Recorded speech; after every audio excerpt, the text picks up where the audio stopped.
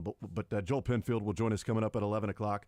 Ryan Tracy at noon, RGR Football, Locked On Chiefs podcast, and we'll obviously talk some draft with Ryan. 8 days to go tomorrow. We'll hear from Brett Veach right about now when they will be having their pre-draft press conference, and we'll see what Brett Veach has to say, and he'll tell us his big board, which is really cool. Like, Brett Veach usually has the board right behind him when he does these Zooms. It's really nice of him. It's kind of cool. I think it's bad strategy, but I love how open and honest and transparent this front office is. It's really cool. Didn't a team accidentally have the big board behind? A guy was doing an interview. No, it was, wasn't it during the COVID stuff when everybody was at home or they were in their the office or whatever, and like somebody had like behind them like the board that they got like a peek of in the background, because you had Belichick at his, whose house was he at? He may have been at his, I don't know, at like a kitchen table with his dog. You had Cliff Kingsbury in his beautiful $8 million mansion. You had Mike Vrabel having like a party with a bunch of teenagers that were there, and a guy walking out of the bathroom and sort of checking his hands in his zipper and not knowing he was on TV in the background. And then you had Andy Reid in his office. Yeah. Shocker. Where's Andy Reid going to be? Where he always is. But so, yeah, I think that was during the COVID times when there was like a big board in the background. I think you're right. That somebody saw. And then Roger Goodell sitting in his lounging chair in his office with the video board of all the fans of different teams that are booing him and everything. The most likable Goodell has ever been was right then and there.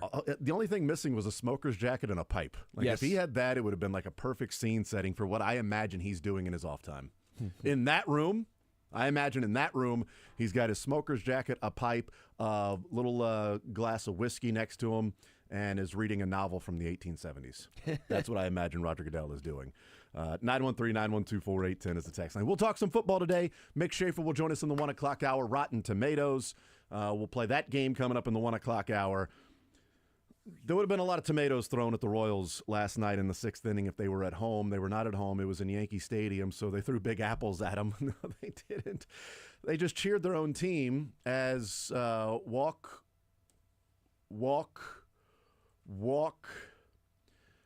double, bases clearing, and a 2-0 game turns into a 4-2 loss for the Royals, and an incredibly frustrating loss last night. That was one of those to where there are games along the line that feel like they're more than just a game. And I know it's only one game and it's early. Well, yeah, but it is one game. And one game matters when you're trying to win a division. Like we saw it last year. Again, I point out the fact that we discussed late in the year and in the postseason about that 8-run comeback against the Mariners. What do you think they're talking about in Seattle? Losing an 8-run lead to the Royals. It's only one game. Yeah, it was a bad game, but it was only one game that they lost that 8-run lead. Yes, of course, 161, do something different. Win more games over 161. But that one game clearly had a huge impact on the playoffs because the Royals win by tiebreaker. They go into the playoffs as a wild card team, and the Mariners are left, in the cold, not making the playoffs. So those games matter. Will it be a tiebreaker against the Yankees? I don't know, probably not. But those are games, man, where you feel like you got to find a way to win. And yes, it was only the 6th inning. It wasn't like they lost the game in the 9th. So the Yankees could have scored in the 7th, the 8th, or the 9th. They didn't even bat in the 9th, so we don't know. But they could have scored one of the next 3 times.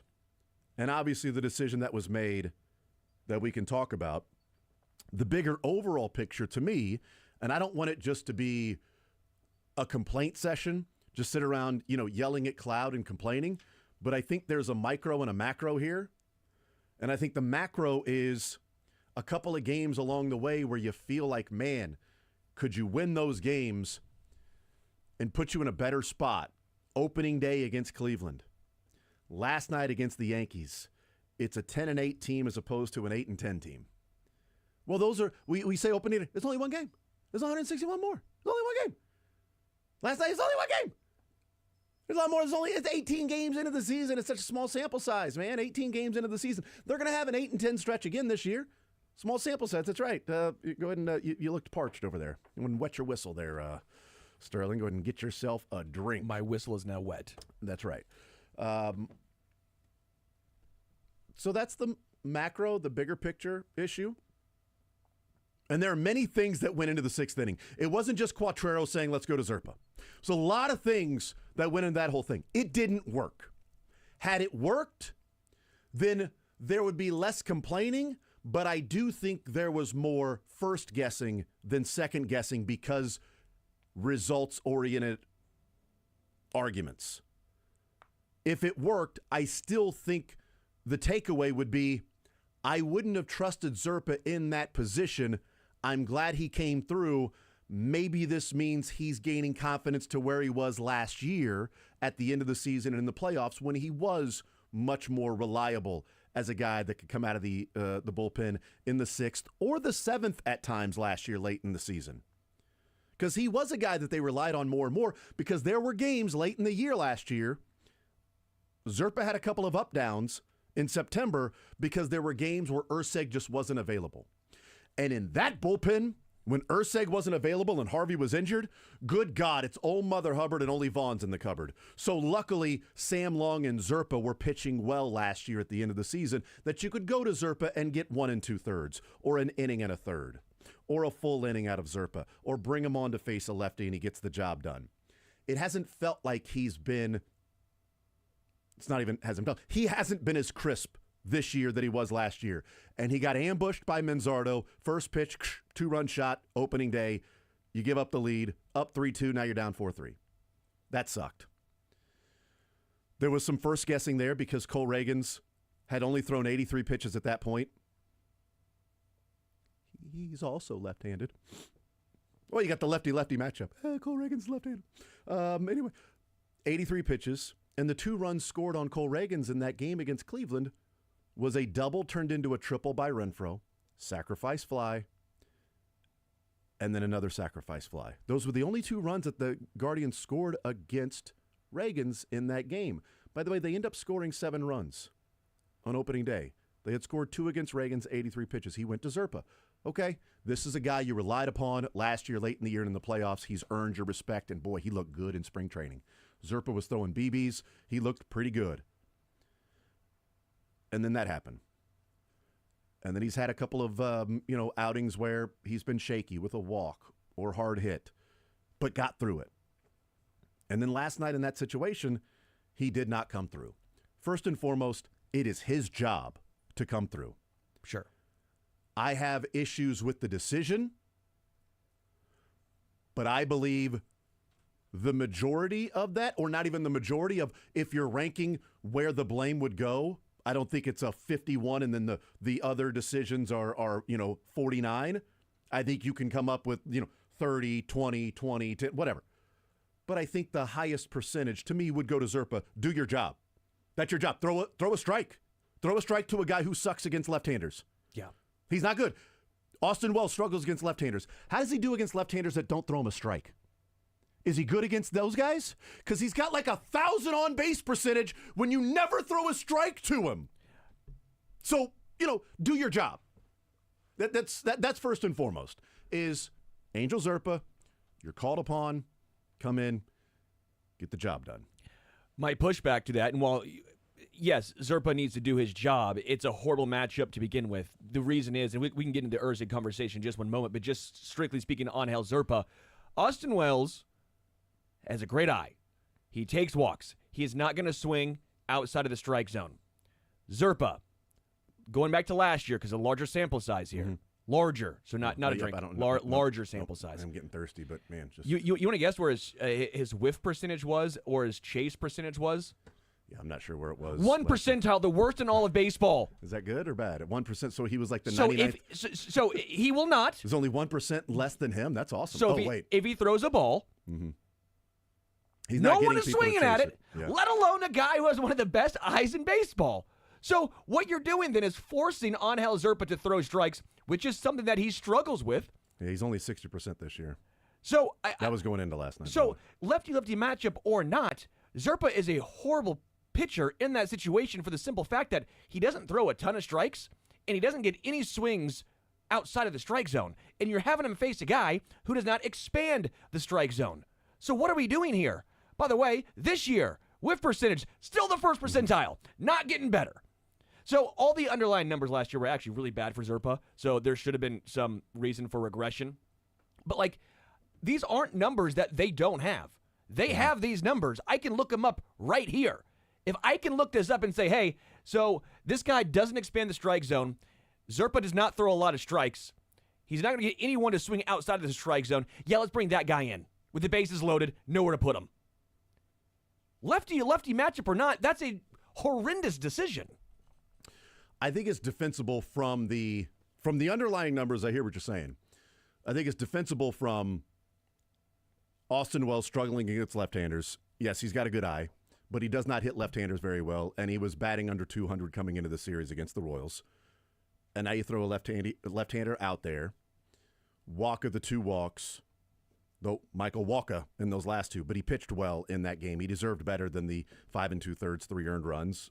But there's a lot of blame to go around. I think it's defensible. I wouldn't have done it, but I can understand why a manager would say, this is our guy that we use against lefties. He came through last year.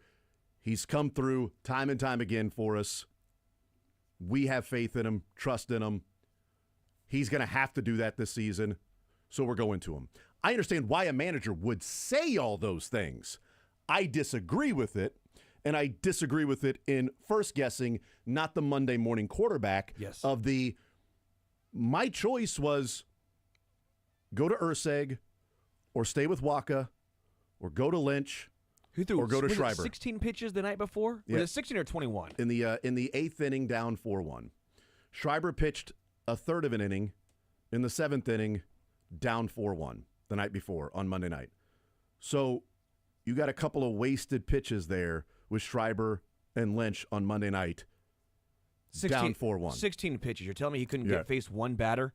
Lynch couldn't face one batter after throwing 16 pitches the night before? Yeah. I would rather have had Lucas Ursig in the game. That would have been my first choice. And the question moving forward is Ursig the fireman, or is he your 8th inning guy?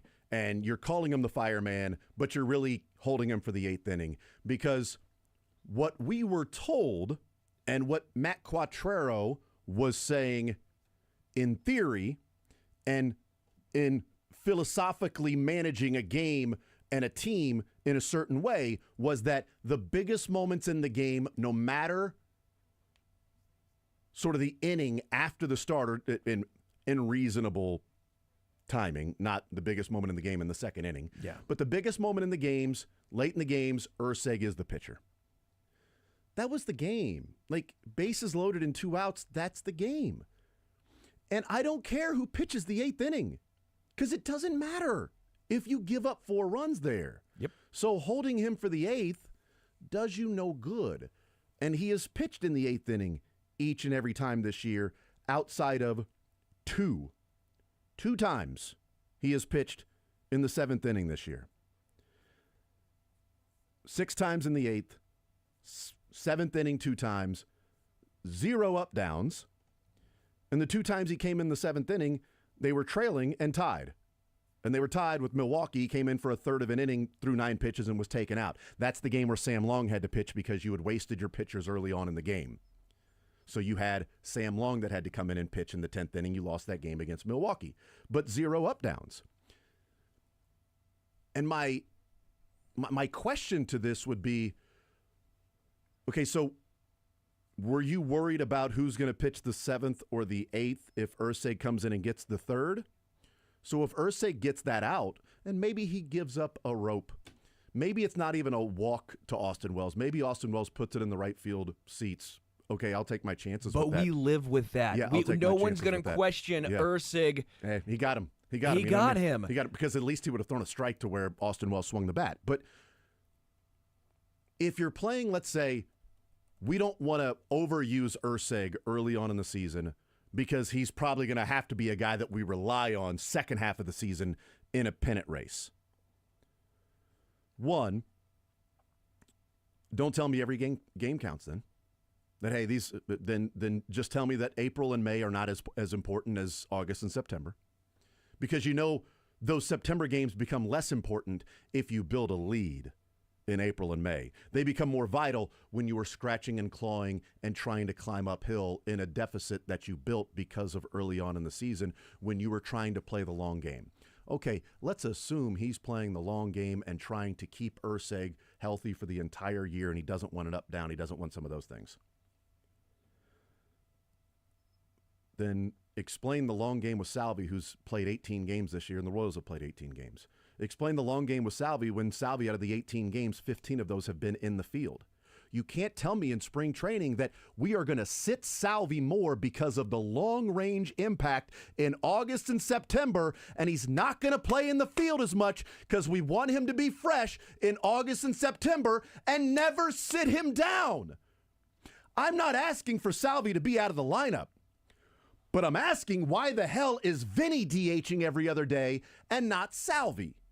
Okay, well, Salvi's playing first base. DH his ass. Well, Vinny's still recovering from the hamstring. Then don't have him play first. Because since the hamstring injury, Vinny has played 12 games. He's played DH in 4 of them since the hamstring injury. So 8 times he's played first, 4 times he's played DH. Salvi entire year has been a DH 3 times. The other 15 times, it's catcher or first. And by the way, a little bit of it, yes, is my annoyance that a major league first baseman catches that ball. I don't care what anybody says about, it was an in-between hop. In-between, I was going to, I was going to say something that was going to be in the... In between my what? Yeah. I was about to say... Yeah, I was waiting for that. I was in between my glove. Like, it's... Is that what you're calling it now? Let me ask you this. Glove? Let me ask you this. Does Vinny pick that? 100%. Yes, if Vinny picks, does a major league first, I love Salvi, but does a major league first baseman pick that? This is not high school, okay? Yeah. This is not the minor leagues. We don't get to go, that was a tough hop. For a high schooler, it was a tough hop. For a major league first baseman, you pick the ball. Yeah. You catch it. Michael Massey made an amazing play. Phenomenal play. And you gave it away because you didn't pick it. I will say Massey made a couple of great defensive plays in this game. He did. He was awesome. But why is Vinny DHing and Salvi at first instead of Vinny at first and Salvi DHing? Agreed. No, we're playing the long game with Urseg. Well, you playing the long game with Salvi or not? No, you're not. So pick a side. And if Vinny's still hurt with the hamstring, then stop playing him at first base. Q had a decision to make. There's a fire. There was a fire, okay? You have a fireman. You also have a lumberjack. And Q goes, okay, so there's a fire. We have a fireman. No, let's go to the lumberjack. He's going to bring some kindling and throw it on the fire. We'll see what happens. That's what Q did. Yeah. That's Zerpa. Zerpa's the lumberjack who's throwing kindling on the fire and making it worse. Ursig is the fireman. No. We'll see if the fire gets worse before he can bring this guy in. My question moving forward is, this same situation, what happens? Do they go to Daniel Lynch? Do they go to Urseg? Does he stay with the starter at that time? Because Walker was at, 83 pitches? Walked the last 2 guys. That's on him. He shoulders some of the blame in this because he did walk back-to-back hitters when you knew they had a guy warming up. When you knew then the third hitter, when Jazz Chisholm comes up after you struck out Paul Goldschmidt and Jazz is up and then Volpe, you knew Wells was up after that. Yeah. And Zerpa's getting warmed up. If I walk Jazz and Volpe, Zerpa's coming in. Gosh, I hate the Yankees. Oh, I do too, yeah. Yes. That's also part of my frustration is you do this to the Yankees. Yeah. And Waka, unfortunately, why he shoulders some of the blame is that they weren't really competitive pitches either. No. Like he threw a first pitch strike to Jazz, and then that was the closest one the rest of the time. Volpe could make an argument that the last pitch to him could have been an ABS overturn of a strike. Still 3-2, though. Yeah. It's not a 3-2 walk. It's still 3-2 at that point, even if you overturn that one. So he shoulders some blame on that too. And obviously, yes, the offense shoulders some blame with only scoring 2 runs. But the offense struggling is what makes it so much more imperative that you win some of these games when your offense is not producing and saying, we've got to find a way to do this. Can Urseg not pitch the 7th? Or are you waiting for a clean 7th for Urseg? Or are you waiting for the 8th inning for Urseg? The problem is, let's keep Urseg fresh all year. Okay, great. He's thrown 5 pitches since April 10th. Yeah. He's thrown 5 pitches. What are you waiting for? You had a 2-run lead, and you needed to get 10 outs, right? We needed one more in the 6th, so 3, one 6, more, 9, 10. Yeah, so you had a 2-run lead. You needed to get 10 outs. Can you get 4 from Urseg? And Urseg and Carlos Estevez did not pitch.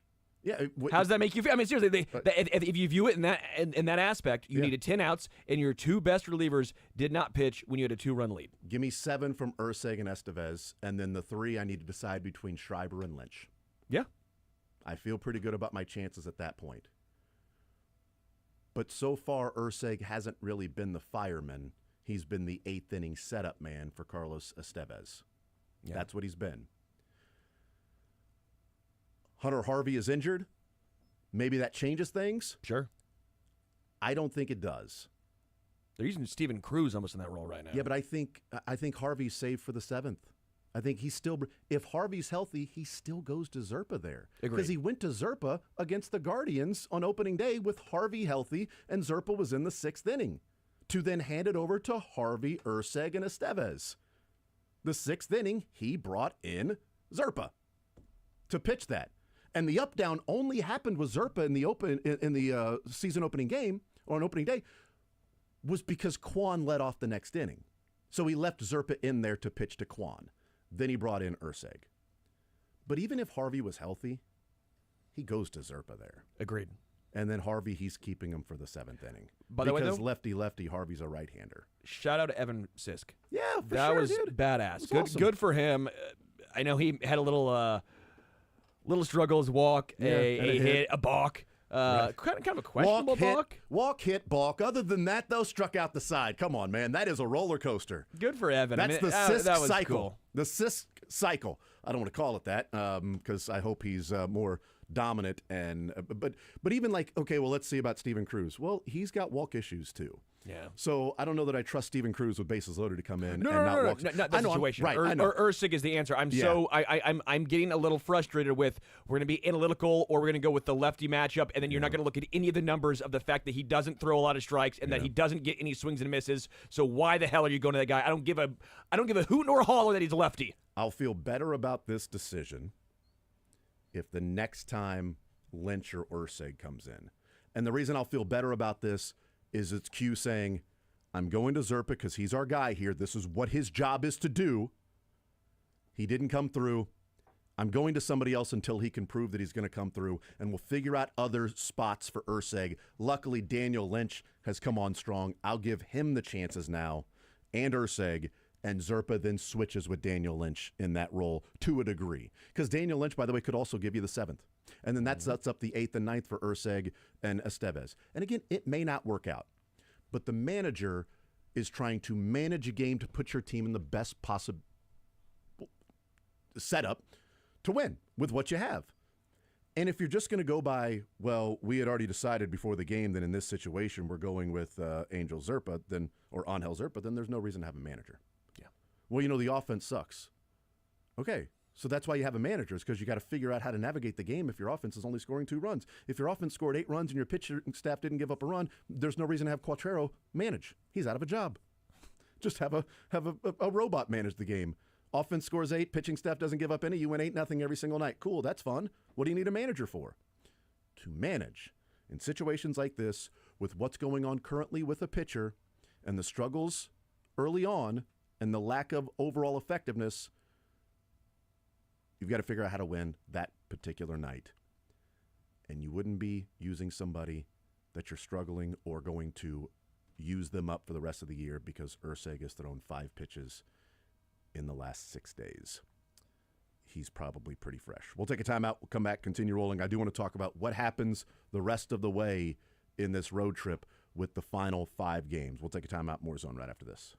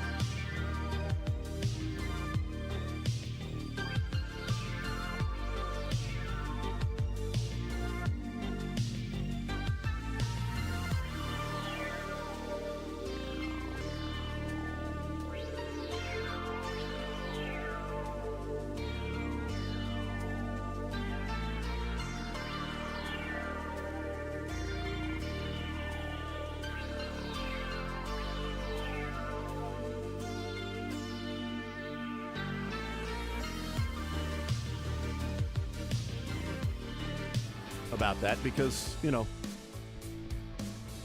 if it's learning from the decision and moving forward,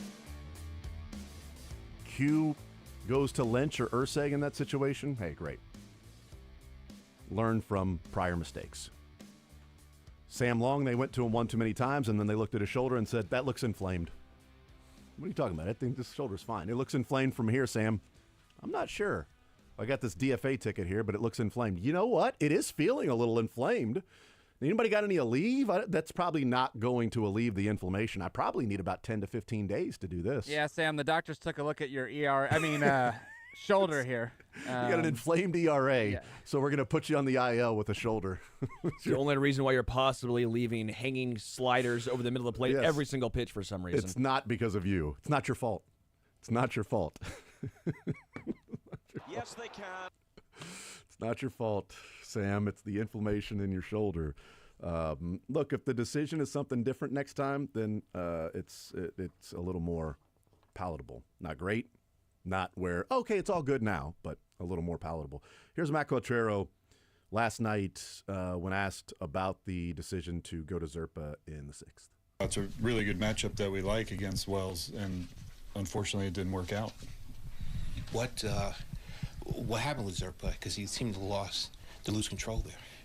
Yeah, I mean, he threw a couple, got behind in the count and was unable to get in the zone for that batter. I mean, that happens at times. He's got really good stuff, and we trust him a lot. How damaging was the late loss for you guys in this game? Well, the runs they scored in the 6th inning were on walks. It's Quatrero. Clearly frustrated.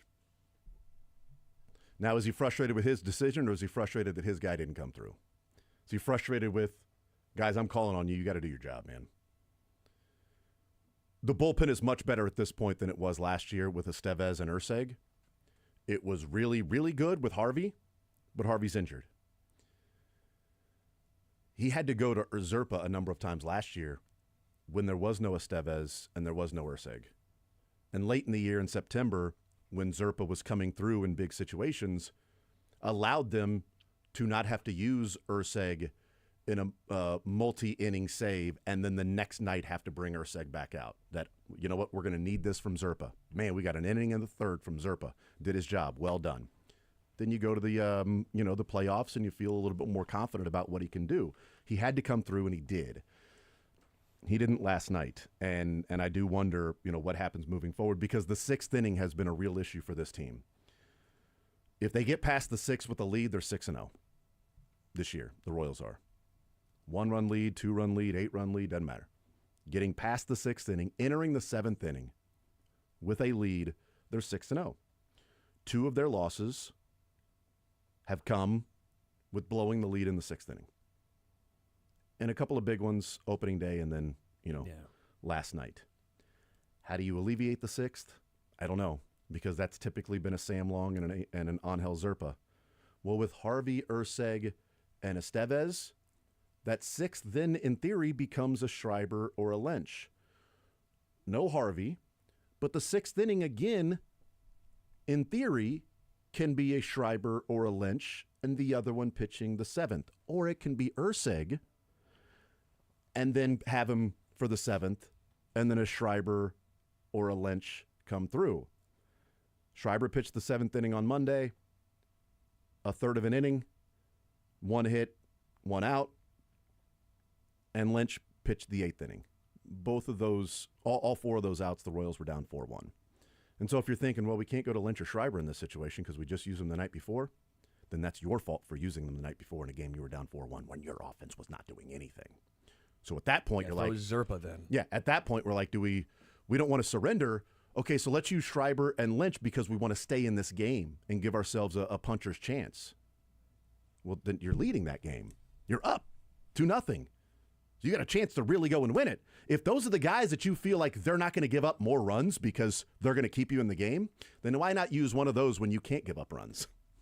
Like, explain the thought process here. It's like, you're talking out of both sides of your mouth on this one. We want to keep Urseg healthy all year. We want to do that with Salvi too, but we're going to have him play catcher and first base every single game, and he's going to DH 3 times. Okay. Well, maybe Vinny is DHing more because, he's still recovering from that hamstring. Then don't play him at first ever. Let him fully recover and DH then until he's ready to go. Quit having him DH and then play first 2 games, and then DH and then play first 2 games, because that's been Vinny so far. It's first base, DH, first base, DH, first base, DH. It is a clear pattern with Vinny so far, but that's what we're seeing from him. First base, DH, since he returned to playing first base with the hamstring injury. But the Royals' offense needs to be better than 2 runs in a game. But 2 runs are a little bit... 2 runs are not unexpected against Max Fried through 6 innings. 2 runs are not to be... Like, they got 1 run the night before against Carrasco. You got 2 against Max Fried. That's a hell of an improvement. Especially when one of them is an MJ Melendez, home run to center field to the deepest part of the ballpark. Bomb, yeah. And then Bobby doing Bobby things, pulling a home run the night before, lacing a double into right center. That's when Bobby's locked in, when he's doing what he's doing right now. It wasn't enough, ultimately, for the Royals to get the job done. What do they need to do these last 5 games, Sterling, to feel confident about moving forward with them, how they're playing right now? Because the Tigers for 4, you're going to get Skubal in one of them. Luckily, not 2 of them. You'll get Skubal. He pitched yesterday. So you'll get Skubal Sunday, I think, or Saturday. Whichever. I don't know. Somebody else do the math. It's a 4-game series. Odds are you're going to get Skubal. You're going to get... Unless Skubal ain't pitching today. All right? So Scoobs. You're getting him at least once, okay? So you've got 1 more game. You got Clark Schmidt making his Major League debut tonight. He's looked really good in his rehab assignments in Double-A. And you got Chris Bubich with a sub-1 ERA on the mound tonight. And, boy, you've got a rested and fresh bullpen. You got a fresh bullpen, rested and fresh. Ursig might be able to go 3 today. I don't know. Maybe. Who knows? 3-2. You got to go 3-2. You got to win tonight, and you got to split with Detroit, because Reagans versus Job, Lugo versus Case Mize. Mize has actually been pretty good. Pretty good this year, yeah. Lorenzen versus Olsen is the first one, and then the final, the Sunday one is Walker versus Skubal. Okay, so Detroit's off today then? Probably, I guess, maybe. I don't know. I thought Skubal pitched yesterday. So then, I guess that would mean Sunday then, dumbass. Whatever. Who cares? Why are you yelling at me? It's the yelling. It's the yelling, Sterling. That's it. Yelling. Sometimes it's how you present. So to me, it's 3 information. 3-2 has to be the standard here. You got to win tonight. You can't think minimum get swept. 2 and 3. I think minimum 2 and 3. I would be frustrated if they get out of this stretch where we're talking about their first 21 games, or excuse me, 23 games, I should say.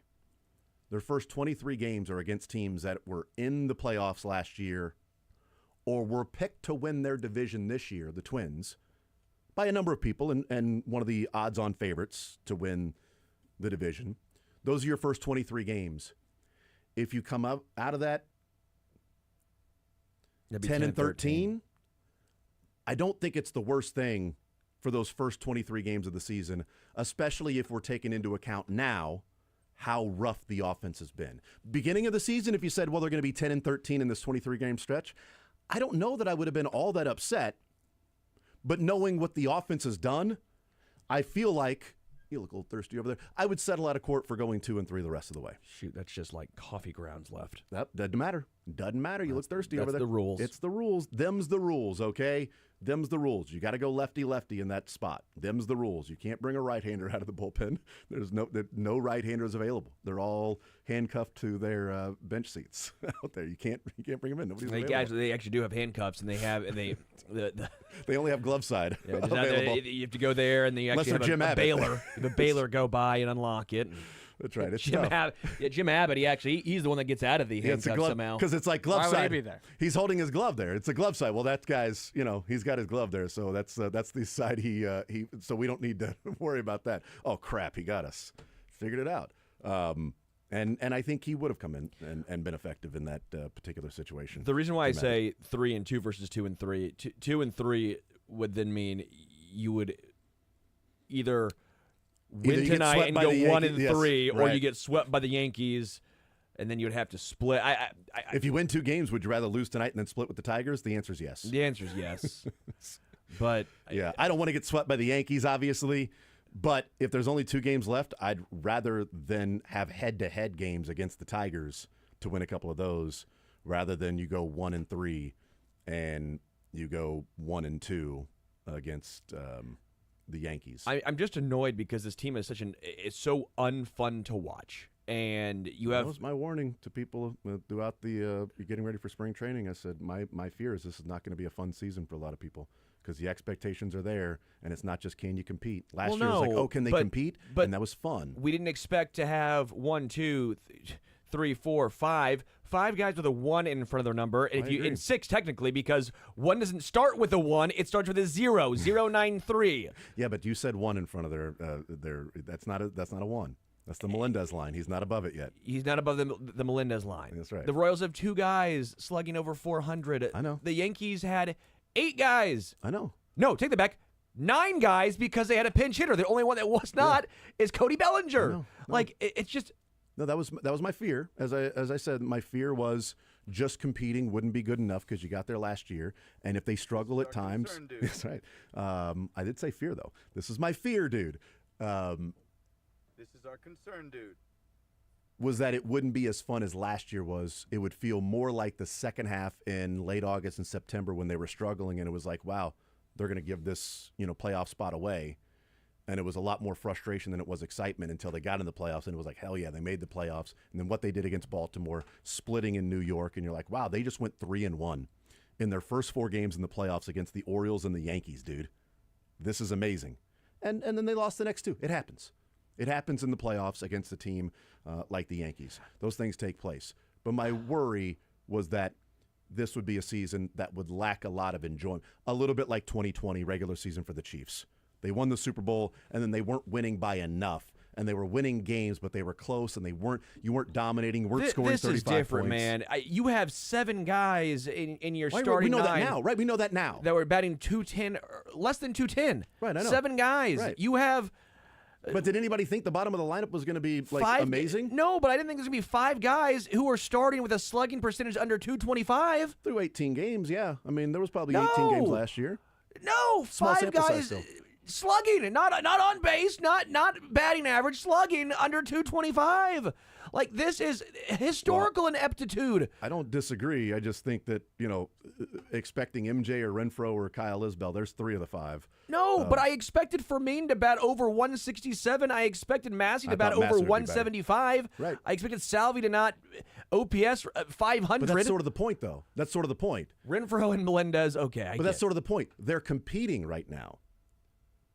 They're showing you they're good enough to compete, which is what you wanted last year. Competing is not the expectation this year. The expectation is go to the playoffs. So when a team is struggling and they're not doing what they need to do, it becomes even more frustrating because your expectations are heightened this year than what they were last year. You can go into last year and go, yeah, these guys, the offense is struggling. Man, if they can just turn it around, that's awesome. But they're finding ways to win some of these games. You'd love to have that game against New York back if you can. But they're right there with Detroit. They're showing that they can play with Cleveland. They're 2-4, but they could easily be 4-2 against the Guardians, or at least 3-3 against the Guardians. And you gave one away against the Yankees. You could be 1-1. You took 2 of 3 from the Orioles. You won that series in the rubber match, and you got that done. Like, there would be some things that you could talk yourself into being excited if last year didn't happen, if this year was last year and all you wanted them to do was start competing. Or if it was 7-6 and you're seeing Massey do fun things, you're seeing Melendez swing change actually work, but the difference is, again, Zerpa's still the one blowing it, but at least you have some positives. Well, the I don't have many positives right now. Right, but you're saying the positives are just score more runs and lose. It's like if the Chiefs lose 35-32, No, but it's then more enjoyable than losing 10-7. Well, 100% I it agree is. with you, but it's still a loss. Agreed, but then at least you have something to go off of. Okay, I can see how this changes. Right now, offensively, I don't see how this changes. I would be concerned if they were losing like 9-8 because the strength of this team was supposed to be the pitching and the bullpen, and they needed to score enough runs. And if all of a sudden they're scoring, then you would say, well, either the pitching staff improves or the offense has to stay at this level, which is probably not going to happen, then you would be worried about starting to lose games 7-3 or 7-2. This is the way that we sort of thought this team would be not to the level of ineptitude offensively, but we thought this team would be a heavy pitching and defense team, is how they'll score some runs or how they'll win games.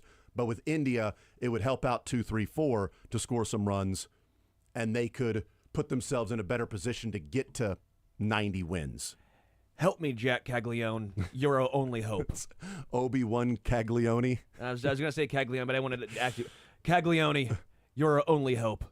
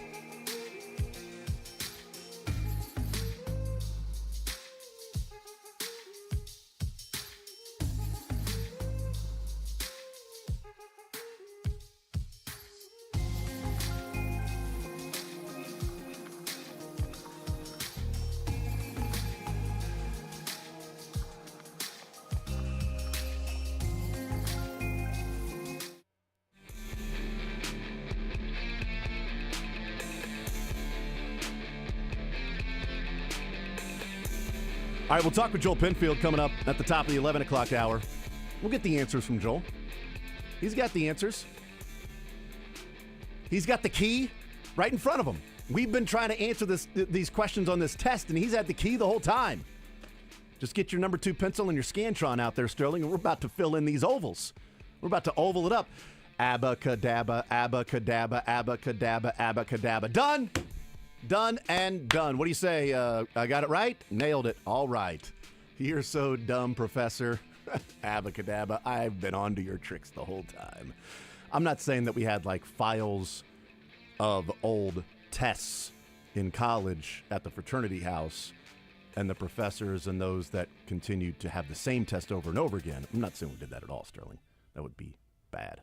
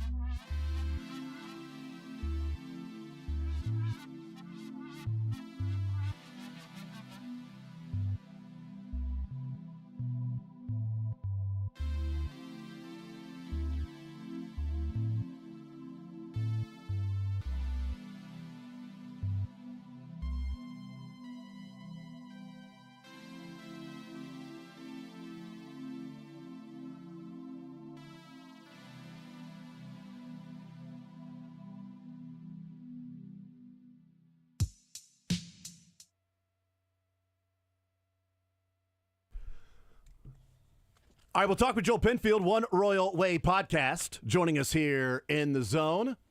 Royals' final game of the 3-game set with the Yankees tonight. Chris Bubich on the mound, pumped. It's Chris Bubich Day. It's been a fun day this year. Clark Schmidt Day. That 6th inning where they played that thing like Schmidt last night. Am I right? Joel Penfield, One Royal Way podcast, joining us. Joel, how are you, sir?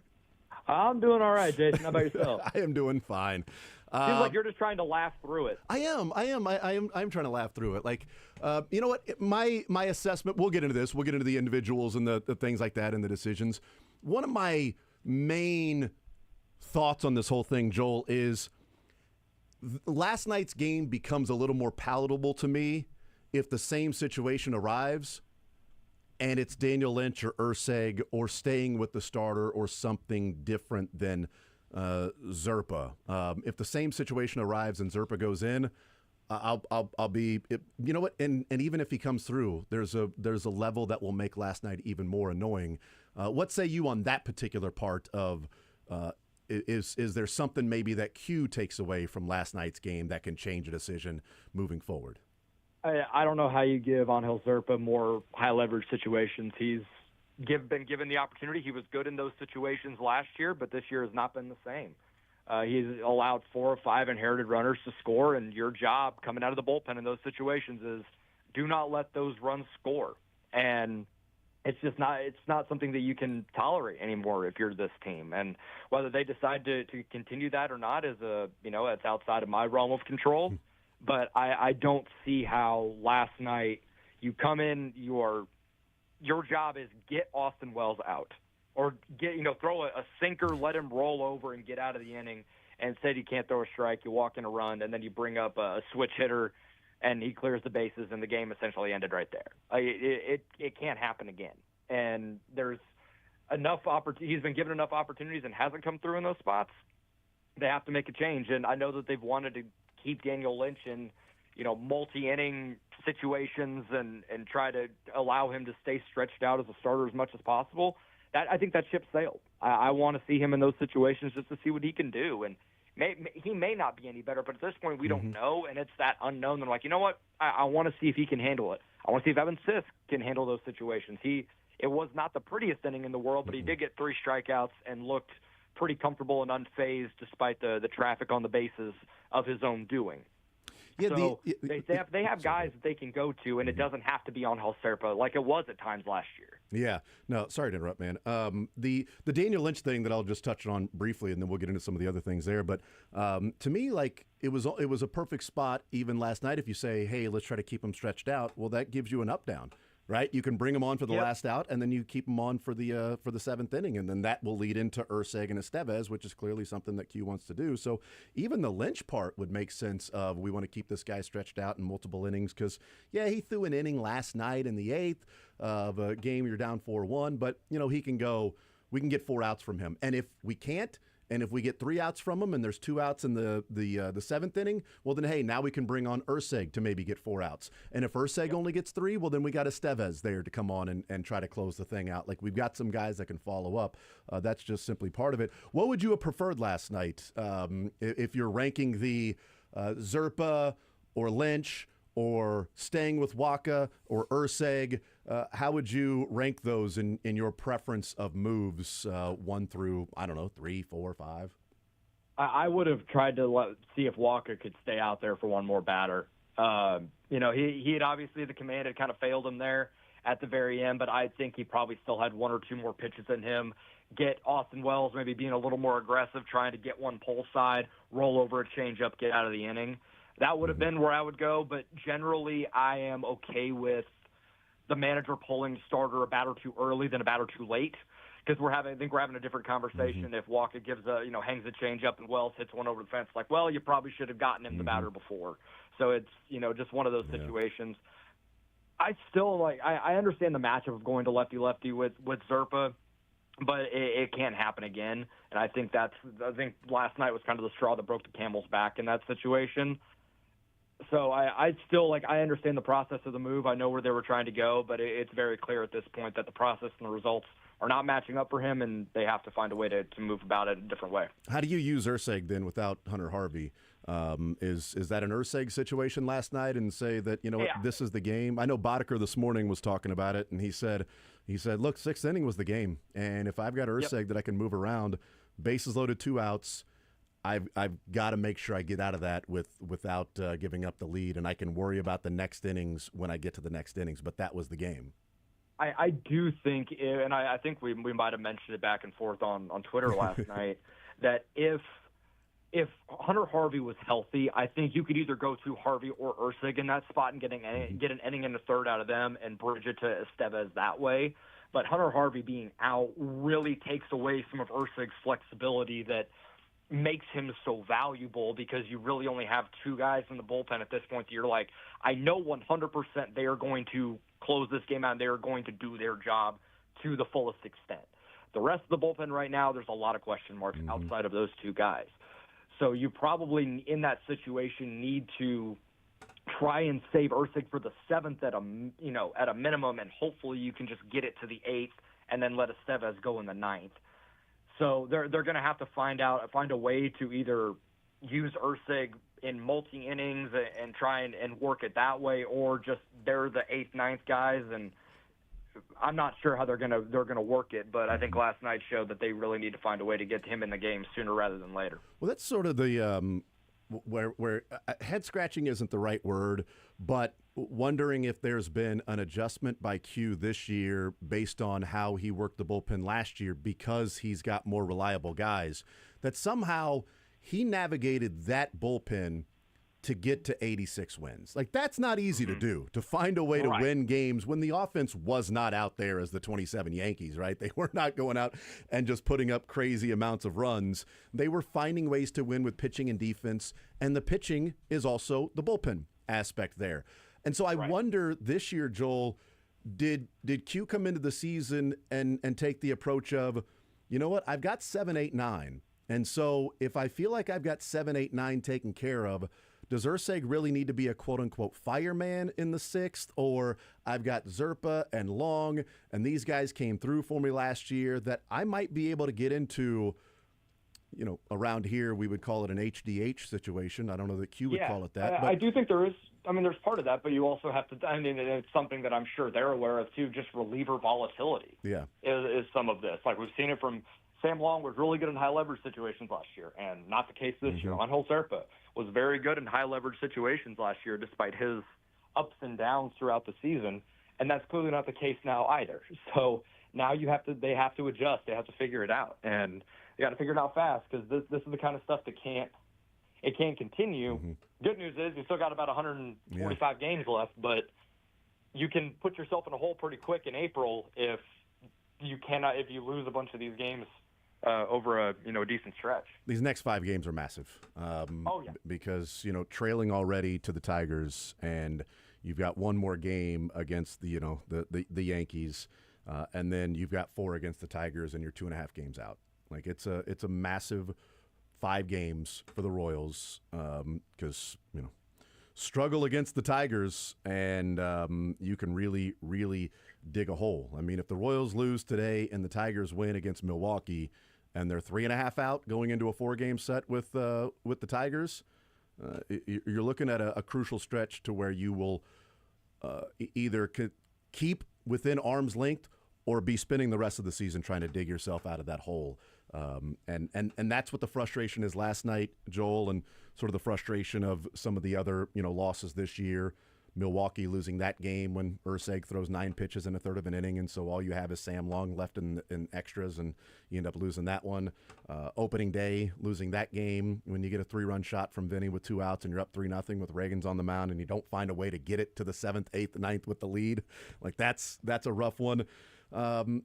Moving forward, Joel, this team obviously is struggling offensively. That's part of last night too, is scoring 2 runs, but you had a 2-0 lead, and navigating the bullpen and finding ways to win games when your offense is struggling, that's part of the job description for a manager. But would you be more comfortable or optimistic, and I'm not saying you're not optimistic, but would you be more comfortable if this team was losing 8-7 or 10-8, as opposed to 4-2 or 3-2 or 5-3, what we've seen, some of these losses this year? That's a tricky question because I think there is a part of me that's like, okay, they can score runs even when the pitching isn't there. But if the pitching's not there, then what happens when your offense goes in the tank for a little bit, which happens to every team over the course of the season? So I guess it's somewhere in the middle, if that were the case. But I would be concerned over the long term that if you do get into a tight 2-1 game, in September or October, is the rotation or is the bullpen going to be able to come through and get 3 outs and turn it over? So I think the offense will get it sorted out in some capacity, but right now it's almost at bordering on just unacceptable levels of offensive baseball at this point outside of Bobby Witt Jr. Yeah, 100%. And my view is I think it would be more entertaining because there would be a lot more runs and more opportunities of guys coming through, and you'd have more confidence that if the bullpen or the pitching staff. But also, you don't want to feel like, man, did we just waste an 8-run game from this offense because this bullpen and starting staff? And I do think, coming into this year, Joel, this was a team that we were hoping would be better offensively with Jonathan India leading off. But we also acknowledged, and I think you guys as well, you acknowledged that there has to be some regression from runners in scoring position from the historic year that Bobby, Vinny, and Salvi had last year. You don't have 3 guys with runners in scoring position, OPS combined over 1,000, and 2 out runners in scoring position, OPS combined over 1,000. That's not going to continue, and a lot of their runs were just clutch game situations, finding ways to scratch those across, and those guys coming through in big-time situations. There's going to be some sort of a regression that happens. But going into this year, Joel, it was this offense or this team is going to be pitching, defense, and the much-improved bullpen. And so if the offense is struggling, that's sort of expected. But at least I'm getting from the pitching staff for the most part, and the bullpen for the guys I'm going to be relying on, what I was hoping to get. I don't think the rest of the year Vinny's going to be batting 200 and Salvi's going to be batting 200 and Jonathan India is going to be batting 196. I don't expect that to continue, but I do think the starting staff, and if Harvey were healthy, that Urseg and Estevez, Harvey, Lynch, Schreiber has a much, much better chance of continuing the rest of the season. No, I agree. And they're going to, and the other thing that people need to consider that are so downtrodden on the offense, and listen, they're correct for the most part. They have a right to feel that way. As we get into the season or later in the year, there's a good shot a lot of this offense looks very different, either from internal call-ups or moves that are made at or around the trade deadline to make this offense better. We saw last year the bullpen was shoddy, and they didn't. And it was the thought of man, how are the Royals going to win all these games late if there's zero trust in anybody in the bullpen? They make a couple of moves, and all of a sudden the bullpen's better, and you're in the playoffs.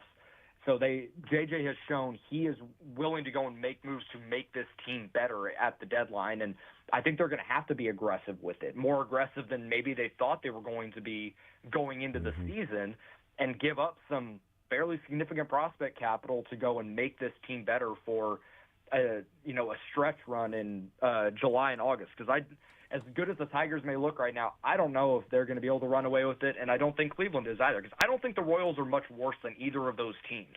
So those three are going to be in it for the rest of the year, and if you're only a few games out in July, one big move could be the difference to either win the division or get yourself solidly in a wild card spot and go and see what you can do in October, and I think they'll find a way to do that.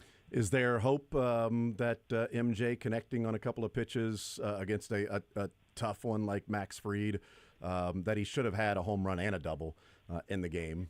He's kind of been unlucky with some of the borderline pitches that are balls that have been called strikes this year against him, but that sort of happens when you're in a slump. But is there a level of okay, at least there's something to see that we know the power is there when he connects. He's just not doing it very often.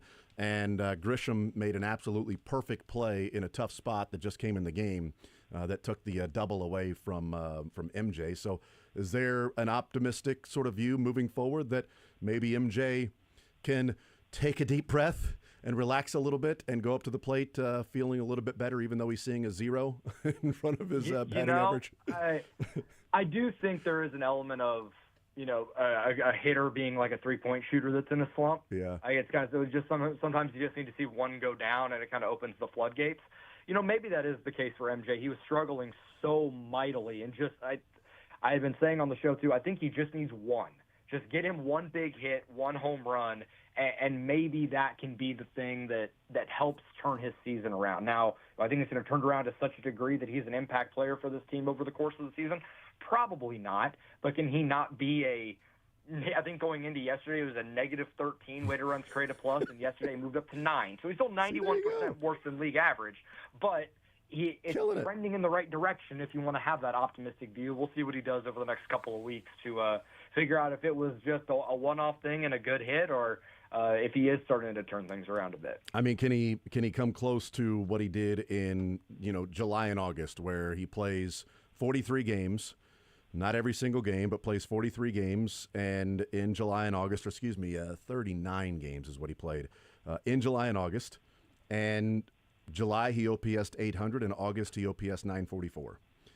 Now, I don't expect that from MJ Melendez this year, but if there's something like that over a 39 or 40 game stretch that maybe is in front of him, then hey, that's awesome, because he at least showed it then that, he comes away with 9 home runs and 19 RBIs and another, 10 doubles in those 39 games. And again, you're not OPSing 800 and 944 by hitting a bunch of singles and striking out, every time you're at the plate, or, soft contact when you're at the plate. So there's some optimism there, Joel, because last year he showed it over a 35, 40 game stretch that he can be an even above, average productive hitter for a lineup.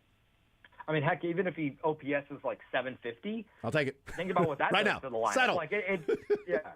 Did you say 750 for MJ Melendez? He said even if he does that. We're saying we're taking settle. That's the point. Yes. Wait. If he 650, I'm probably going to say I'll consider. But did you hear the July and August numbers though?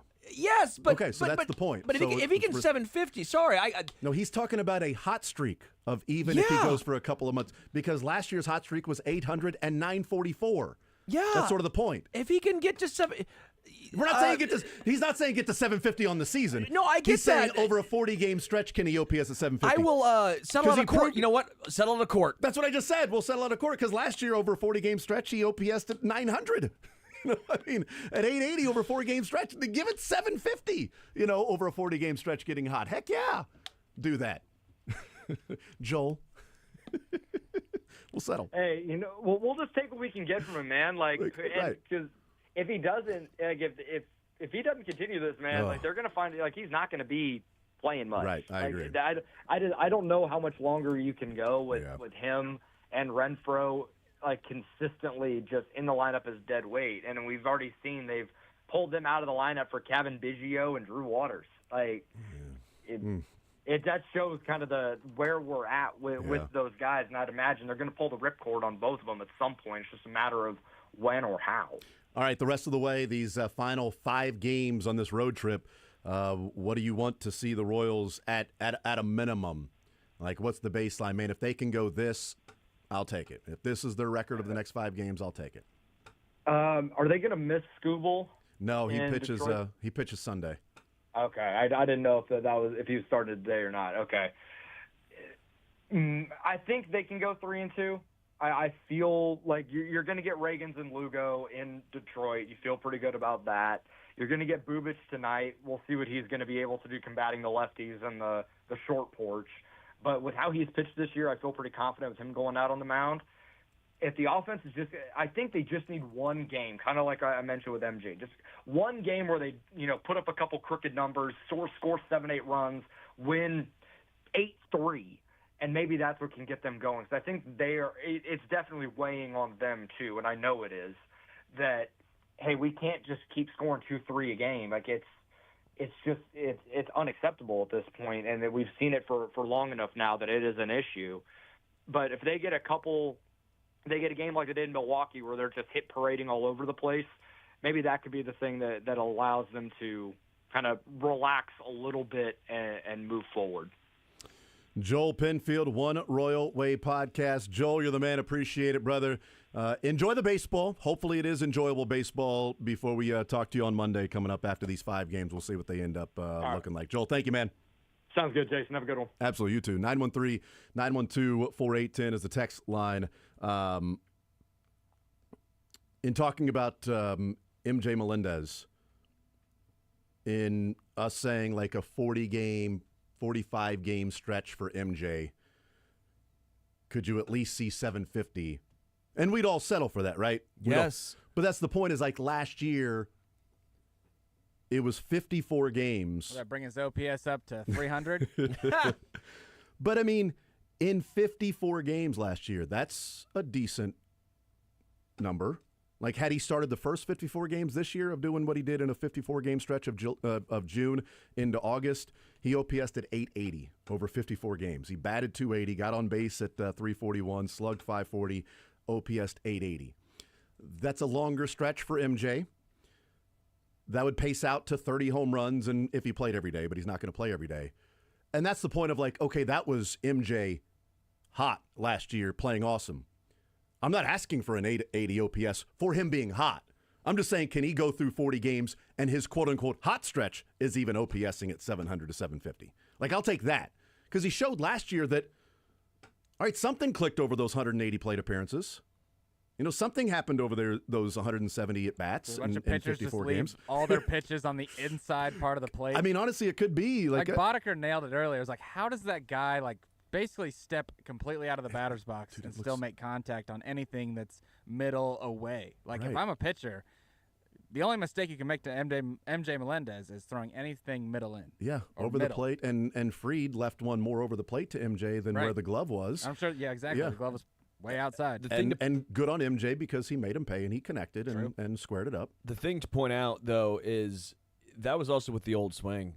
I mean, now he's in his head with the new swing too. Well, I'm not optimistic it's going to happen. I'm not saying it's going to happen. The home run was great, and I'm begging. The ripped ball that was caught by Trent Grisham, which was a phenomenal play by Grisham. I mean, that was coming into the game and making that catch was that separates Major League. Yeah. That's a Major League Baseball center fielder play right there. That was incredible. It was good. But I'm not counting on him doing it. That's why when I heard 750 even for a hot stretch, I'm like, yes, for 40 games, if you can do that, I would sign up right now because 100%, me too. I don't see it. I just don't see it. Yeah, I'm with you. I don't think it's going to happen. I am certainly not betting that it's going to happen.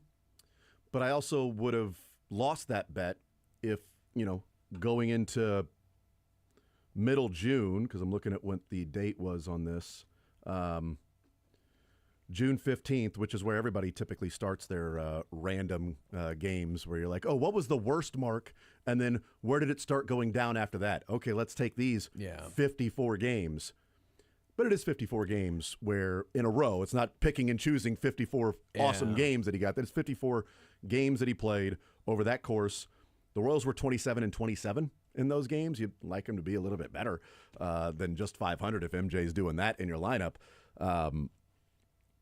But he showed that, wow, that's a legit left fielder in Major League Baseball. But I don't know that that could be the final gasp of his career. That could be hey, man, I don't know what happened there, but, man, it just felt good to get into the box, and I never felt that again. Like, there's plenty of hitters and pitchers. Yeah. They're like, man, I had this, and it's just everything was working. Jorge Lopez and I never starter tapped when he had the near no-hitter. Yeah, right. I never was able to tap back into that for some reason, and it just didn't happen, I guess those things happen. For me, I don't think he's even going to make it that far. Like, I don't know if he's going to get another. If he keeps hitting like this, I think he may have bought himself a week or two with that home run. Yeah, so 18 games, he would need another 36 games to get to 54. Again, if that home run may have bought him an extra week, because I think if that would have continued, he went 0 for 4 yesterday with maybe two strikeouts. Mm-hmm. I think we're talking about a whole different situation of does he make it to the end of April? And now maybe he bought himself middle May. Maybe another 4 weeks. It was going to be 3 weeks. Now it's 4. Maybe. Yeah, I think he bought himself a week. Yeah, I don't know. Can the Royals get? And I hate to rely on like a guy who's been injury prone in the bullpen. But so much of this year was going to be like, all right, Harvey, Erceg, and Estevez. Well, luckily they have Estevez. Would it be better if they had Santander? For this year, probably.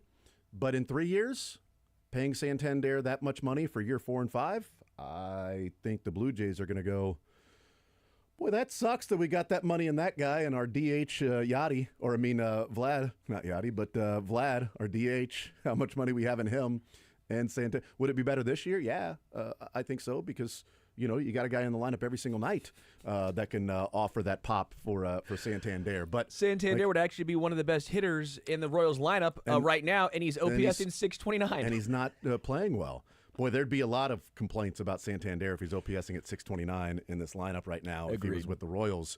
And so I hate to be like, oh, can you get to where somebody is healthy that hasn't typically been healthy? But, I mean, middle May 20th, when maybe Hunter Harvey can come back, from the Terry's major strain.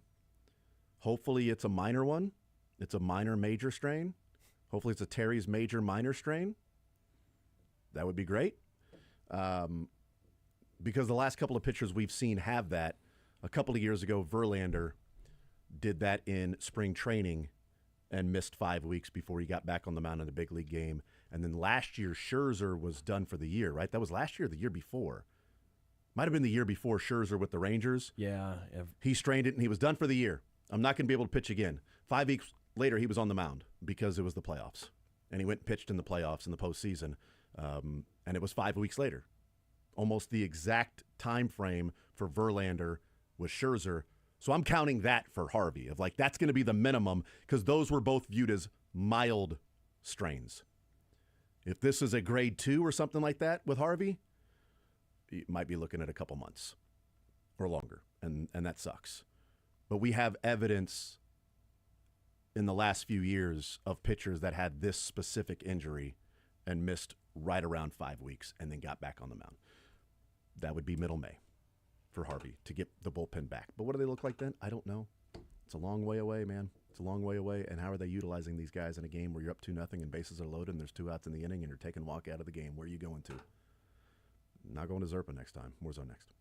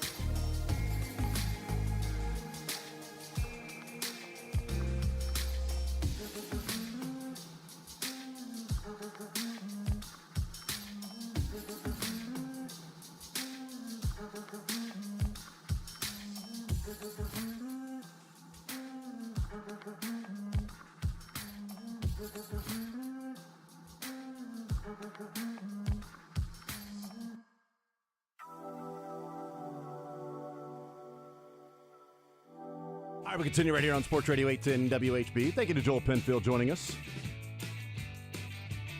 Talking some Royals baseball. Royals baseball. Talking baseball. Vinny and Salvi talking baseball. Melendez and Renfroe need to be sent down. 913-912-4810. I don't think Renfroe's going to do that. I guess released.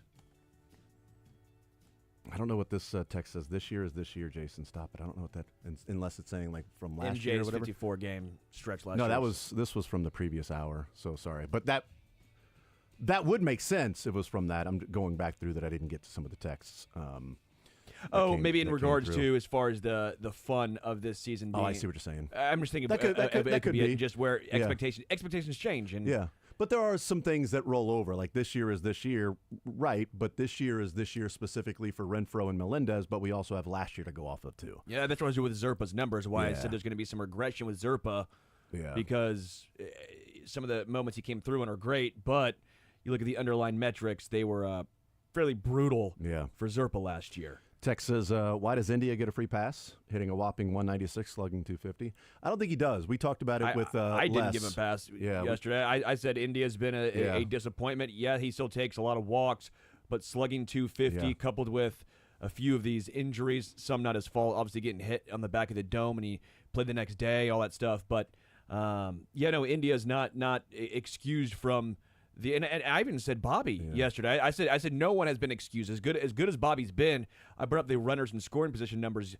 Obviously, yesterday's RBI with 2 outs helped, but Bobby's been drastically worse with runners in scoring position than with the bases empty. So, if anything, we ruined India. Like India was doing well, and then he came here, and we just, he doesn't have any more disciplined at bat. Remember the first game and the first couple games, everyone was raving and praising about how he's setting the tone for the rest of the locker room, about how he's having professional at bats, and that's just gone out the window. Yeah, I mean, I feel like there's for India though specifically, I think the at bats are still the same. He's just not doing anything with the pitches that he's connecting. Well, because in Cincy, they may have been, and again, it's early in the year, and he had more ground balls in Cincy, though. He's hitting more fly balls this year at Kaufman. And with the to be a bad game plan. Right, which is the exact opposite. You would understand if you were more of a fly ball hitter in Cincinnati. You're there at Great America Ballpark, boom, hit some fly balls. But he's hitting more fly balls at Kaufman and less ground balls. And I'm not saying just, kill the grass in front of home plate, but also Jonathan India doesn't have the power to be successful by hitting fly balls at Kaufman. Now, fly balls, line drives, pop-ups, they're all encompassing in the air versus ground. Yeah. So it's like ground ball or air ball. You can't really say air ball because, we think of basketball when we say air ball, but it's ground versus air. And air in baseball with the advanced analytics is fly ball, line drive, and pop-up all mixed into one. And he is hitting more balls in the air and fly balls specifically than he did with the Reds. And there are more ground balls with the Reds than there are this year. I don't know why that is. Is it just a random baseball thing where he might have done the same thing over a certain amount of games with the Reds? But, right now, early on, we talked about the same thing with Seth Lugo, that Seth Lugo is throwing more fly balls this year. Like more guys are hitting the ball in the air against Lugo this year than they did last year. For whatever reason. Again, is there a 4-game stretch where he started and had these exact same numbers of fly ball or air to ground ratio? Like, I don't know. Maybe there was. And that's where, you get into this. All the information, the data we have to go off of is what we're seeing this year and comparing it to what those guys did a year ago. And when we're comparing those things, you have a certain amount of time to where you go, all right, this is a carryover of this before you start to make individual decisions based on this year. We're at that point with Zerpa. Yeah. I understand opening day, Zerpa comes out of the pen in the 6th inning. I understand why Q was doing that. Sure. I would have stayed with Reagan's. Reagan's was not happy coming out of the game with only 83 pitches in the 6th inning. And because he gave up a single to Carlos Santana that bounced off the glove of Bobby, it was a tough play. So that is not on Bobby. That thing was roped. Okay, so it wasn't like a slow roller or anything like that. It was roped. Bobby did to his left, diving with the one time, and it bounced off his glove. That's a freaking ridiculous play, okay? The short hop for Salvi last night, different. That's a high school play that you should be able to make that. But that's the hit, and then immediately go to Zerpa because there was a left-hander coming up in Manzardo while Reagan's is also left-handed. I understand why he did it because based off what you saw Zerpa do last year to end the season. Manzardo ambushed him, he threw a strike, and boom, you're now trailing in the game as opposed to winning in the game. You were up 3-0, felt like with Reagan you're going to cruise when you can get to Harvey, Urseg, Estevez, and instead you can't get out of the sixth with the lead and you lose the game. But as we've seen more and more Zerpa struggling, and as you've mentioned the underlying numbers and the metrics that say he's not getting swing and misses, that, you know, the strikes are not there, he's not getting, you know, the chase rate. The chase rate, right. So he's not getting some of those things, and then he doesn't come through again in the sixth. Okay, now we have this year to go off of. Okay, now we can we can go ahead and grade out of 2024. You know, KenPom, when we look at KenPom numbers, one of the things with his analytics is that at the beginning of the year, a lot of the numbers with his analytics are baked in to what the guys did previously and bigger recruits coming in of what he thinks they are going to do. So his algorithm takes all that into account. And I've asked him before when I had him on the air, I said, so at what point is it just that season? So like this year, at what point is, you know, Duke just this year or Houston just this year and not, well, this is what LJ Cryer did last year. This is what Juwan Roberts did last year. This is what these guys did a year ago. And he says it's usually about early January. So even the KenPom numbers, right? We look at KenPom in November, December. There's a lot of projectability and carryover baked into that. And then in January, it's like, okay, these are all just the numbers from this year. The algorithm is only taking in numbers from this year now because there's enough data. And with the Royals, I think there's enough data with a few guys. Sam Long, certainly, there was enough data to where he's not the guy that ended the season with his 2 ERA and pitched well in big spots. And at this point, Zerpa is not that guy. So until he can gain that confidence back, or you can feel like he pitches in a number of situations, not high leverage where the game is on the line, but situations that are medium leverage, and he's showing you that he's coming through and pitching more strikes, getting more swings and misses, things like that, then he moves to that role and out of this role.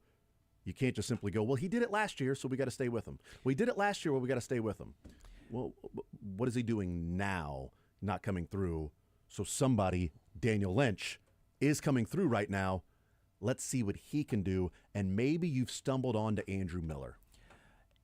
Yeah, because with what Zerpa has done, the average exit velo against his sinker. Want to take a guess? I mean, I hope it's not like 97 or 98 or 99. 99.8. Yeah. That's the like average exit velo again. Not the high, the average exit velo against his sinker. Like I said, I hoped it wasn't that. I can hope in one hand and you know what in the other. Sinkers that don't sink. They typically fly. So they're slugging at 636 against that bad boy. You don't know what the whiff percentage is on that sinker? Say not high enough. 0%, not a single whiff on This the year? sinker. What was this it last year? Not a single one. Like honestly, like just last curious, year, what was it whiff last year? percentage was 11.4, which is again really bad. But better. Really bad. Again, Yeah. one of the worst in baseball. Yeah. His sinker's not good. It's fast. He was the best option a year ago for the situation they needed him to pitch in, and he came through. Yeah. I don't believe he's the best option anymore on this team, which is a credit to the development of Daniel Lynch and to building of the bullpen in the trade of Harvey, trade of Urseg, and signing of Estevez, and the trade for Schreiber. Yeah. So by building those four guys and developing Lynch, those five guys, Zerpa's no longer the guy that is needed in the way that he was needed last year. So at this point, it is time to adjust the thought process of who you go to and who has proven that they can be reliable to come through in those situations. And I'm not saying, by the way, cut on Angel Zerpa or even send him down. What I'm saying is we should have expected regression, and the fact of the matter is what Daniel Lynch has done and the numbers that you pulled up yesterday, yet to give up a run in over 30 innings as a reliever, it's absurd. Like their role should be switched. That's more or less my point. I'm not trying to bring down Zerpa and the numbers and what he had last year, but the point remains we should have seen regression. You have an option. That's to your point still. They have options. Use your good options and put Zerpa into the Daniel Lynch. Zerpa should have been pitching yesterday when you're down 3. You're trying to hold a lead right there with the bases loaded. That should be the Daniel Lynch situation, not the Angel Zerpa situation. We'll take a timeout, come back, continue rolling. More Zone next.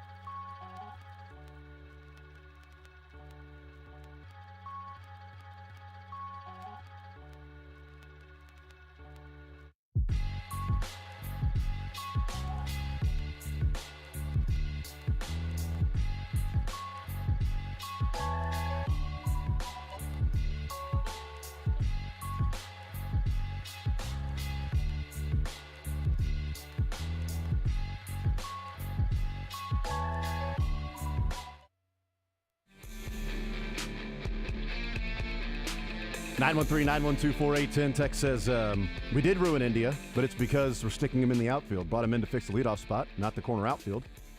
Agreed. No, I'm with you. I've talked about that as well. That, you know, MJ was shuffling from catcher to outfield, catcher to outfield, catcher to outfield. And I believe at the time the commentary was, well, you know, it's really affecting his at-bats. So we're just going to simply move him to outfield. He's not going to bounce back and forth. He's just an outfielder now. That's all his focus is. Okay, so either that was an excuse for MJ, or having somebody learn new positions on the fly might impact their at-bats and what they're doing there. I don't know. Or maybe running around in the outfield when he's playing in the dirt is why maybe he hurts a hamstring or a quad. I mean, maybe. I don't know. Ryan Tracy next.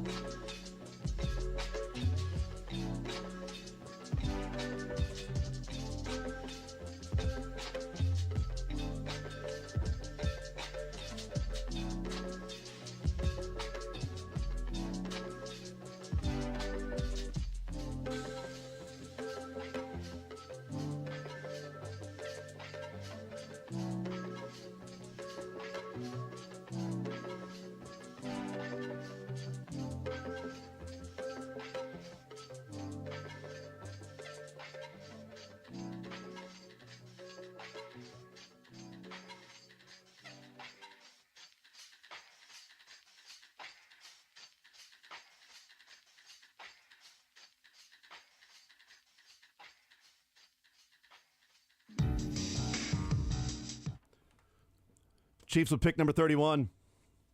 Let's talk some NFL football, some NFL draft. Ryan Tracy, Locked On Chiefs podcast, RGR Football, joining us here in the zone.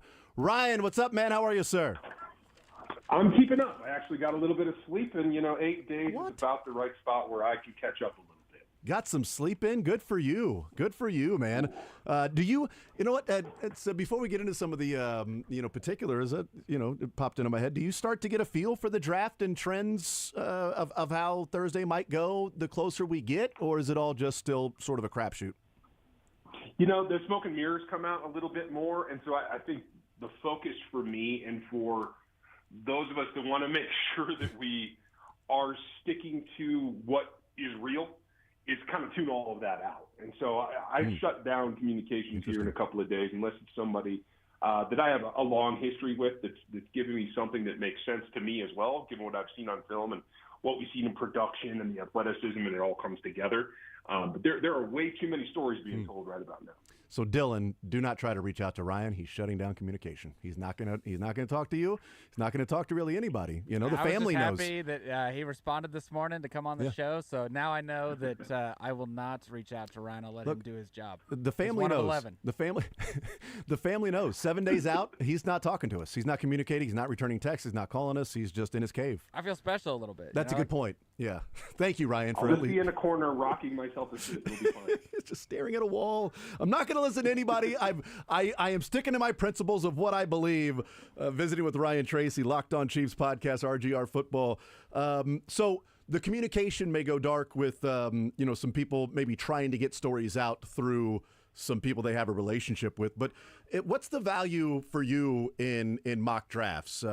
Maybe from your own sort of exercise in doing them, and maybe shaping a certain view of a prospect or how the draft may go, or even looking at others nationally and who they have at certain spots and certain teams firing on particular prospects. Honestly, the thing that helps the most is putting yourself in the position of that head coach and that GM. And so when you're doing mocks, or as a lot of media do, where you're doing a mock focused on a team, it allows you to take some opportunities that I don't think are necessarily realistic, because you're not putting yourself in the place of the GMs that are ahead of you. And so what we do is try to run from the point of view from every team in the league. And we've run a lot of mocks with me and my team to really emphasize what would we do were we in that coach's war room. If we were consulting for everybody in the league, what would we tell them is their best fits for not only positional need or the schemes that they like to run, but how we see guys growing into their roles in the league. And that's the hardest part. We don't have access to a lot of the interviews or the personality traits. You get some of that from interaction with media, but it's not the same as when you're in an interview room with the teams. So we do the best that we can. We try to project a team fit for every pick. Do the top 30 visits bring you to maybe more likely the team may draft this guy, or I got a skeptical eye, this guy's being brought in, a little bit of smokescreen by that particular team? They actually don't have interest. They just want other teams to think they have interest. That varies around the league as well. There are teams like the Chiefs who generally want to get something out of it, and they don't do visits just for smoke. But there are teams that do want to throw other teams off the scent, especially if you're picking in the top 10. You find yourself jumping through a couple of hoops to put out mixed signals, and that's really the name of the game. Whatever you call it, you don't want someone guessing that it's a done deal. And I think Mike Borgonzi with the top pick has done a very good job with that this year. Saying that from the get-go we're going to draft a generational talent that we see on here, well, that doesn't clarify much. It's all in the eye of the beholder, right? So it's about making sure that no one can peg your pick before you get to it, and that leaves you room to maneuver. Ryan Tracy is our guest, RGR Football, Locked On Chiefs podcast.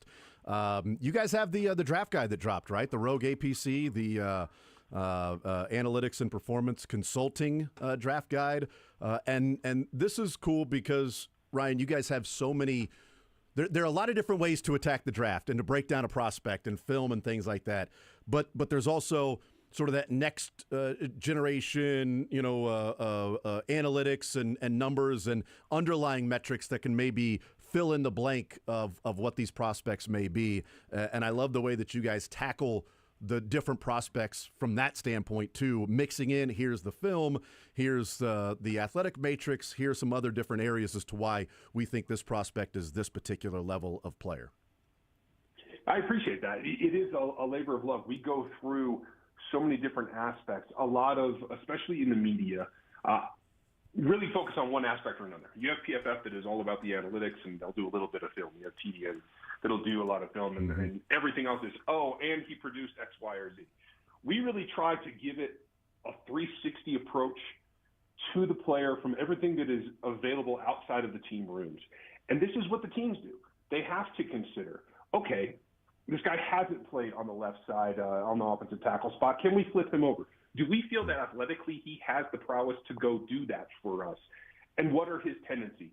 Is he weaker on his inside arm, which would then be his outside arm, trying to protect that outer shoulder from edge rushers, et cetera, et cetera? There's a lot that goes into it, and we try to present a methodical and an algorithmic approach to that so that we've seen trends over the years, and I've been doing this close to 20 years at this point, where we kind of see things coming before and even apart from some of the things you can't verify, like players that are injured. That's a big guessing game and a lot of projection here, and that's what we try to take out of the equation as much as we can. Visiting with Ryan Tracy, RGR Football Locked On Chiefs podcast. How many mocks do you typically do in this final week or so, and how much do they help maybe shape? I talked about others, mock drafts and you turning off the communication, but you specifically yourself. How much do they shape, your view? Like, how many do you get into? Is it a daily? Is it an hourly thing for you in mock drafts? It turns into a few hours a day, running as many scenarios as you possibly can. And to be honest, the way that I approach it is top 100 picks are the key, because every position has tiers. Every team has tiers. It's very rare that you're targeting a single player unless, again, you're in that top 10 range and you want to be as specific as possible because of the value of that pick itself.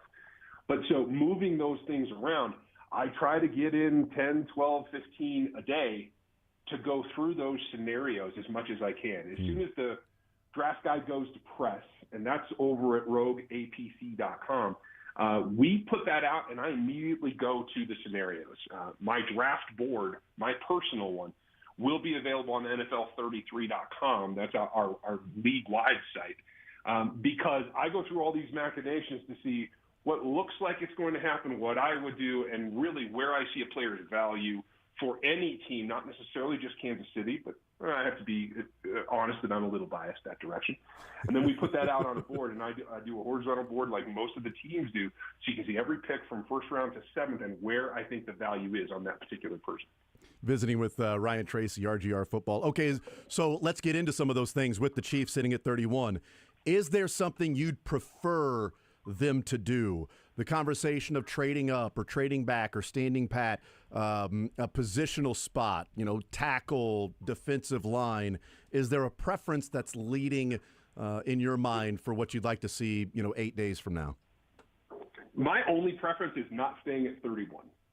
It doesn't matter to me the way that it falls. This front office, Brett Beach in particular, is very opportunistic. And so it really does come down to draft night, where things do fall, and if specific players fall.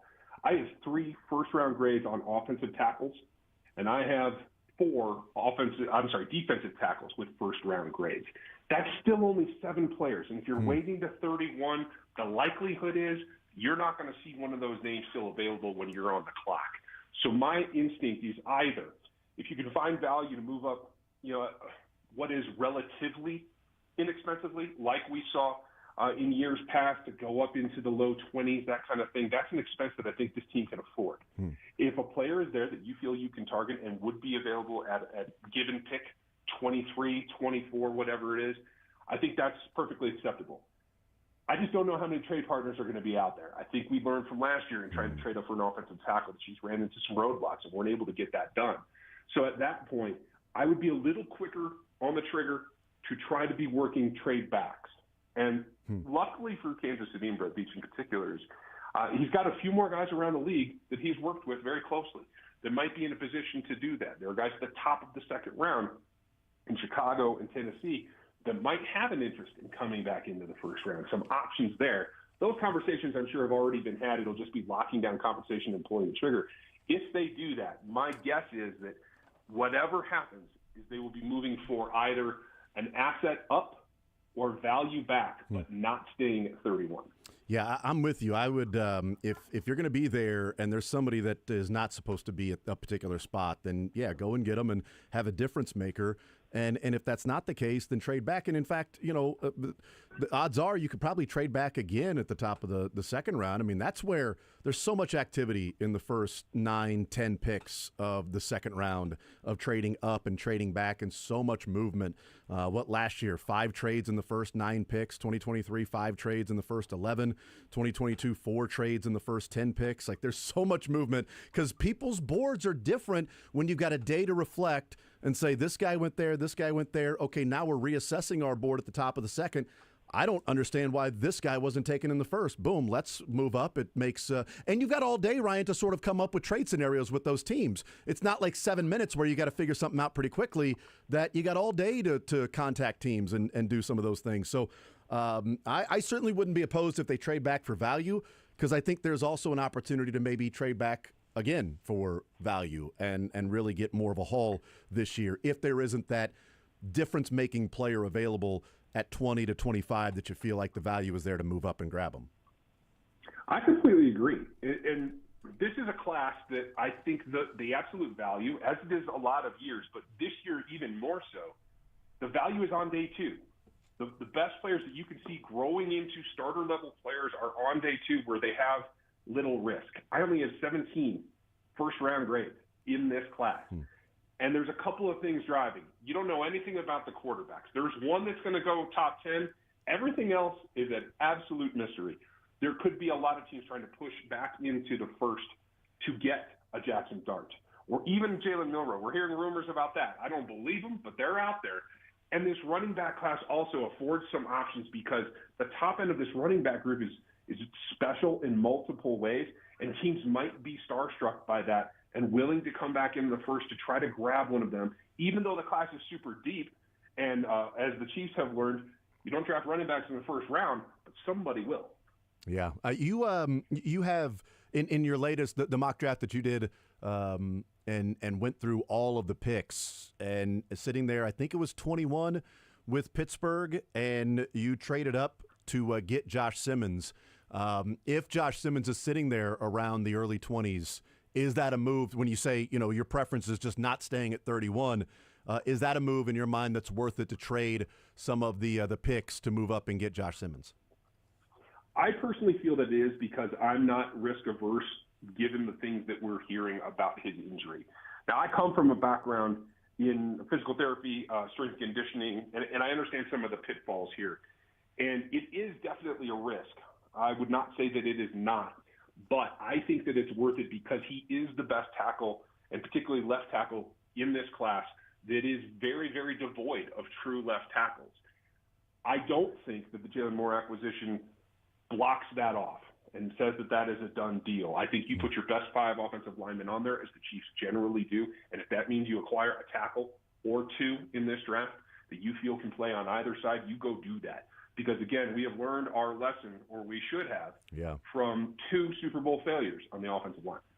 Is he a guy that, if you see Josh Simmons, is he sitting out this year and a slowly recovering and going to take like a redshirt year? Is he a guy that you can see come in and play right away, middle season? And also, I wonder, you talk about some of the transitions that are there. This guy's at left side. Could he move to right side? If they're getting from Jalen Moore what they're hoping to get from Jalen Moore, is Josh Simmons a guy that can take over for Jawan Taylor at right tackle? I think the transition to right tackle is very, very personal. I would say that based on his athleticism, he should be able to accomplish that, but we won't know until we actually see him try. I would also say that personally for me, given the significance of the injury and that you just went and spend this money on a player there, unless Jalen Moore fails in training camp, I would say this should generally be a redshirt regular season for Josh Simmons. Could you get him onto the field as a 6th offensive lineman in some packages, particularly late in the season and maybe the playoff run? I would think that's doable, but I wouldn't try to put him on a recovering injury rookie to be your left tackle. So there's the bigger picture, sort of 10,000-foot view, and then there's the 2025 season with Patrick Mahomes. Is it more impactful to grab somebody that can make a difference this year, or, man, if Josh Simmons solves the problem at left tackle and it's not going to be until 2026, then let him solve the problem at left tackle, or take an impactful player, and then in 2026 maybe that draft has better players that you can make a move to go and get somebody at left tackle that you feel like can play right away? I actually think that there may be some prospects in coming seasons, in coming classes that could be tempting, but what you have in hand right now is what you have in hand. There's nothing that guarantees those prospects won't have similar injuries or maybe more devastating ones. So I don't think you can gamble on the future. You take what you can take now. And I personally, given Patrick Mahomes' age, and the one thing that we've seen stop him from winning championships is I make a long-term investment. They've been able to put 5 tackles in front of him and get to Super Bowls. They can make that work for one more year. Obviously, they believe more can grow into a starter. That's fine. But for the future, to put someone out there for the future to grow into that role of being the backside protection for Patrick Mahomes, I would make that investment. Yeah, I would too, by the way. If sitting there and it's a guy that can be the answer at left tackle, even if it's not the answer right now, but the answer at left tackle that you feel like is going to be that guy, but injury is the reason why he's not taken in the top 15, but he's there, then yeah, how often are you going to get a chance to take a guy like that? Ryan Tracy is our guest. I've been wondering and asking people, if there is a level of concern, and I think moving forward we'll get a better idea. But, Ryan Poles, Brant Tillis, Mike Borgonzi, those guys were a part of the think tank, big aspects of the think tank with Brett Veach. And as those guys have moved on, their positions haven't necessarily been filled from an assistant GM or, different things like that. Other guys that have been there for a while, Bradway and Nutt and those guys that have taken on more responsibility. In those guys were all with Brett Veach in 2021, and then Poles leaves, and then Tillis leaves, and this year Borgonzi leaves. I don't know if it's correlation causation or if it is an area of concern, but the last 2 years, Ryan, 8 picks in the first 4 rounds for the Chiefs in the 2023 and 2024 draft. And those 8 picks are FAU, Rashee Rice, Wanya Morris, Shamari Connor, Xavier Worthy, Kingsley Suamataia, Jared Wiley, and Jaden Hicks. Wiley's injury sucks, unfortunately there. FAU has not developed. Rice and Xavier seem like they got it right with both those guys. The Rice injury obviously hurts as well. And Jaden Hicks, gives you the at least the avenue to not have to re-sign Justin Reed and move on to Jaden Hicks and say, okay, now we put more responsibility. How do you assess that haul of those 8 in the last 2 years? And tough to compare it to 21 and 22 when they had 9 picks and 7 of those 9 were Bolton and Creed and McDuffie and Karlaftis and Cook and Chenal and Williams, and pretty good couple of years. But that's sort of the point with Poles and Tillis and Borgonzi and Veach, those couple of drafts. I think that's fair. And as front offices evolve and the personnel does change, you do see tendencies shift a little bit. To say that everything is going to stay static because you have the same GM in place is anachronism. I don't think that could ever be true. But keeping the band together, so to speak, does help. And I do think that we also have to build in the fact that, particularly when we talk about this, and the coaching staff and its proclivity to develop corners, which is a position that if you scout correctly, the requisite skills are on tape for you to find. It's honing them and aiming them at the opponent, right? Same thing with wide receivers. There are inherent skills, and for the most part, both corner and wide receiver come out of college much more prepared for the pro game than offensive linemen do. Ask any offensive line coach around the league, and they'll tell you most of these guys are so raw, they don't have a concept of what they're doing. And if you don't try to run air raid in the NFL, you have a lot of learning and teaching to do. And everyone develops at their own pace. This is why I do think Kingsley Suamataia has been given kind of a raw deal by a lot of people who are writing him off that he can only be a guard at this point. He may be the starting left guard this season. But I do believe that given his age and where his development has been, he has a long upside in front of him and a ceiling that he could get back to the tackle spot as well. So we have to remember that the offensive line in particular is a much more grow at the NFL level is than some of the other skill positions. Ryan Tracy, RGR Football, Locked On Chiefs podcast. Last one for you. If you're throwing a dart 8 days from now, what do you think the Chiefs end up doing in the first round? I think the Chiefs end up making a move for one of their targets. I don't know if it's going to be offense, defense, but I do think that they are going to be more aggressive. That means they probably have to give away more value than we're used to seeing them give away in order to make some of those moves. But I do expect them to be aggressive and go up and get someone. We'll see what happens. Ryan Tracy, RGR Football, Locked On Chiefs podcast, the draft guide out there as well. Ryan, great stuff. Appreciate the time. Love the work as well, man. We'll catch up soon. Thanks for having me. Have a good one. Absolutely, you too. There's Ryan Tracy. Good stuff from him. He believes the Chiefs are going to be aggressive. I know there's a lot of people out there that certainly are all for that. And I'm kind of in the boat of I feel like staying at 31, I don't know, is maximizing some of the value that might be there. Like if there's a true like difference-making defensive tackle, or if it's a Josh Simmons that they truly believe in and have graded as a top 15 player or a first-round grade, like they talked about with Trent McDuffie. He shouldn't have been there at 21. And they moved up because they had him as a first-round grade and should have been gone 7, 8 picks higher. The value was too good. So moving up and being aggressive is what Ryan thinks they're going to do. That's pretty much Brett Veach's MO, is to be aggressive.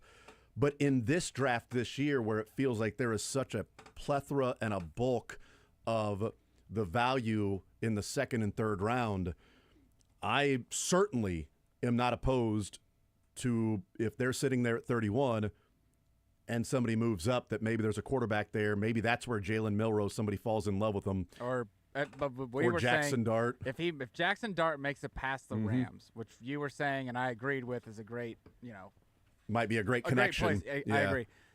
That's when you can start maybe getting hopeful that there will be a trade back, because then there's 2 quarterbacks versus just maybe one that someone's desperate and for. And maybe even Tyler Shuck somebody falls in love with from Louisville and late first round, and you get that 5th-year option or whatever. But like if you move back to the beginning of the second round, what I love about that is like you've got all day to reassess your board and all day to work on conversations with other teams to where you can then maybe get more value and slide back again. I had mentioned it. The most activity that we see in the draft in like a 5 to 10 pick range is the beginning of the second round. In 2024, 5 trades in the first 9 picks. 2023, 5 trades in the first 10 picks. 2022, 4 trades in the first 10 picks. Like they are so much movement because, Sterling, you've got all day to talk to teams and assess your board and say, this guy shouldn't be there. Or, man, we got 8 guys we'd love at this point. And if we trade back 6 spots, we get one of the 8. Hell yeah. And then we could pick up a 5th rounder or a 4th rounder or something like that, depending on how far we trade back. Let's talk to these teams and make some phone calls to see if anybody's willing to move up and take somebody. Like you've got, and the 4th round too. Teams like to have 4th rounders because then you can reassess your board after the first 3 days. But early second round, there's so much movement and opportunity for you to slide back and maybe gain even more value. Well, especially if you move back to, let's say, around 35, 36, 37. Let's say you get a 5th, maybe a 4th, but you don't even have a 5th or a 6th this year. Yeah. You can replenish there. But let's say there's a couple of running backs that really catch your eye. Like, say, Amarion Hampton's right there, right? If Amarion Hampton's there and you're like, I don't want to spend a first rounder on him without getting another, almost like a luxury pick, right? Running back's almost more of a luxury position unless you're like an Ashton Genty, right? You go back to 35, you still get your running back, but now you pick up another spot to maybe use that on a interior offensive lineman, a defensive tackle, that safety, so that way you're not perpetually trying to bring in the Mike Edwards type of guys. I'm all for a trade back. That's the way I would love the Chiefs to roll with this. I don't think being aggressive is the right move personally. I think there's too many spots where the Chiefs need to sink some draft capital into. Trading up, you're going to lose, again, some more draft picks. Don't think the Chiefs should be in the business of doing that right now, especially in a draft where, again, we talked about, there's a lot of solid players, maybe not a lot of high ceiling guys, but there's some floor guys in that 2nd, 3rd, and 4th round, maybe even getting into the 5th. If you trade up, you 100% have to be right. Like, you can't even be, like, close to right. It can't be like, well, you traded up and you got this guy he's okay as an offensive lineman. Like, he's better than Kingsley and Donovan, but a little worse than Eric Fisher. He's just sort of there. You don't feel like he's going to ever be Trent Williams, but he's also not going to be a He needs to be Trent Williams. Well, just at least somebody that you feel like close to Eric Fisher. Like, honestly, like, can you That's true. get Eric, if you move up and say you got Eric Fisher for the next 7-8 years, okay, I'll give up a third rounder and pick number 31 to move up and do that. I would do that right now. I agree. But you can't be almost right. You know what I mean? You can't be, you got 70%. Right. You got 75% of what you thought the value you were getting in that player while moving up. You can't be Orlando Brown Jr. even. Or maybe. I'd probably take that. I'll take Orlando Brown Jr. But are we saying this because it was so bad last year versus like what we actually should get versus with a trade up? How about Donovan Smith? It can't be this current version of Donovan Smith. I think a good example is Eric Fisher. I think a good example is Eric Fisher because last couple years.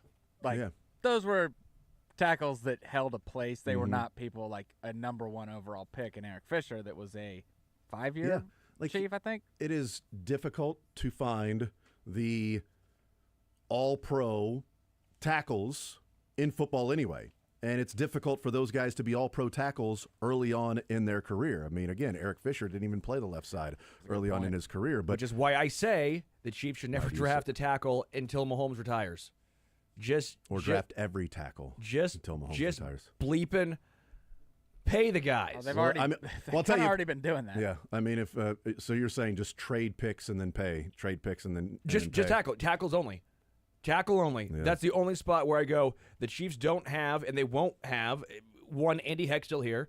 Two, the fact remains when you're winning, you don't have time for guys to learn on the job. You're not the Panthers. Can't give that left tackle 17 games. Who knows? Kingsley might still be a good tackle. Ain't going to be here in KC.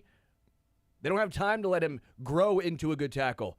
If you draft a project, which you are at 31 for tackles, the Chiefs aren't in the business of giving that guy time to develop and learn. So why do you keep sinking draft capital into that sort of player? If you look at PFF and one data point, the top 10 tackles in the NFL,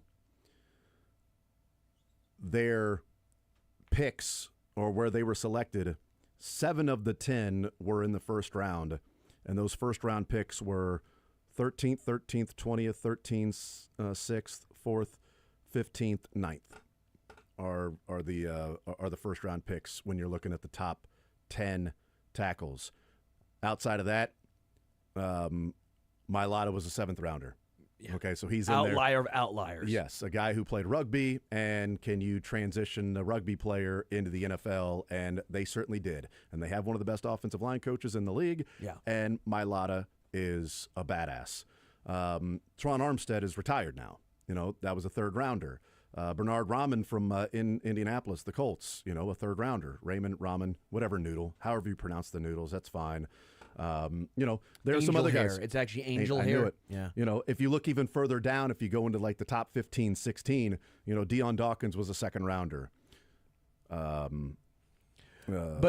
Rasheed Walker for Green Bay was a 7th rounder. But those are the ones that are clearly outliers as opposed to the 6th pick, the 20th pick, the 9th pick, the 15th pick, the 23rd pick, the 4th pick, the 16th pick, the 20th pick, the 13th, the 13th, the 6th. And I ask you this, how many of those guys even drafted at the 6th, the 13th, the 12th, the 6th, the 10th, how many of those guys were really good year one? Yeah, I mean, it's great. The answer is very few. Andrew Thomas is a stud now. Yeah. The names that are there, so the names that we're going through when you're hearing those top 15, top 20 picks are Tristan Wirfs, Rashawn Slater, Garrett Bowles, took him a little bit, Laramie Tunsil, Jake Matthews, Trent Williams, Colton Miller, Charles Cross, Christian Darrisaw, Ronnie Stanley.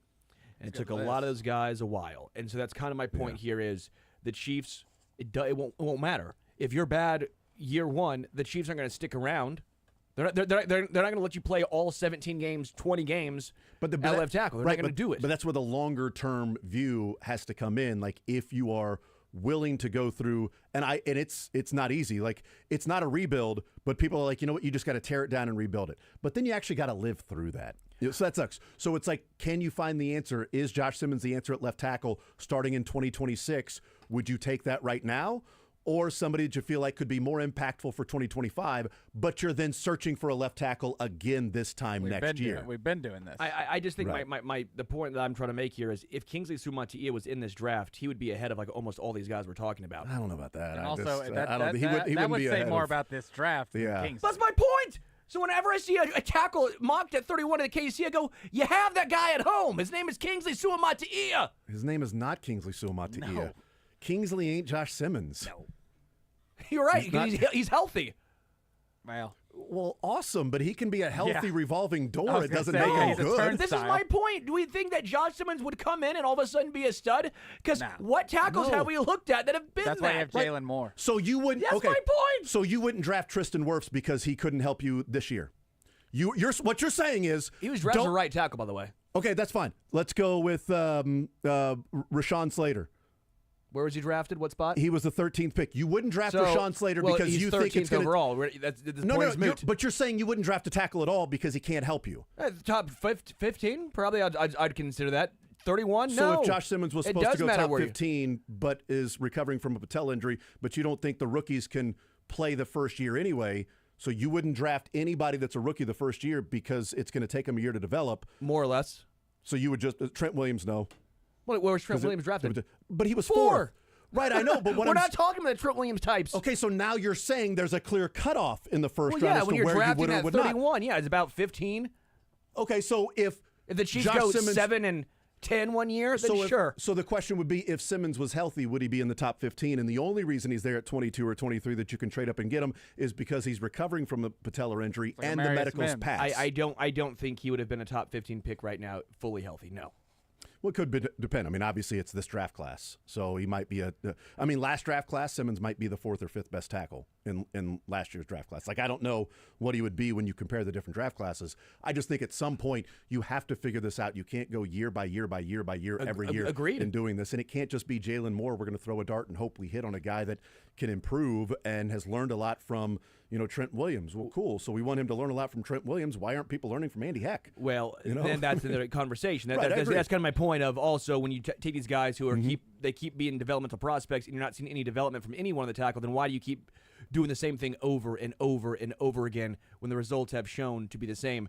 Try something different. I think Jalen Moore is different. I think it's a different strategy. The last time they did something like this, it actually worked. It worked with Orlando Brown Jr. Yeah. And they didn't pay. And I think next Orlando Brown had been playing every game, Sure. and had been a Pro Bowler, and been but solid. you didn't know what the transition of left transition tackle was going to would look like, and it hit. And I think if the Chiefs could do it over again, they probably would have almost made sure they kept Orlando Brown Jr. in KC. Now, it took both sides to have the falling out, obviously. And I think Orlando Brown would like to go back and sign that contract that was offered to him. 100%. And 'cause he so, would have made more money. But so my point remains Super here: Bowls. if Jalen Moore has similar, that 8 to 12 range of left tackle play. Oh, well, sign me up if it's 8 to 12. Well, that's what I think Orlando Brown Jr. was, right? Yeah. And so my point would be the Chiefs would then maybe even overpay to make sure Jalen Moore does not go anywhere else and that he stays in KC. If Jalen Moore's if he's a top 10 tackle, that might be the biggest steal and fleece in maybe the last 10 years. Because I said 8 to 12. I'm not saying elite, No, I know. but I'm saying above that because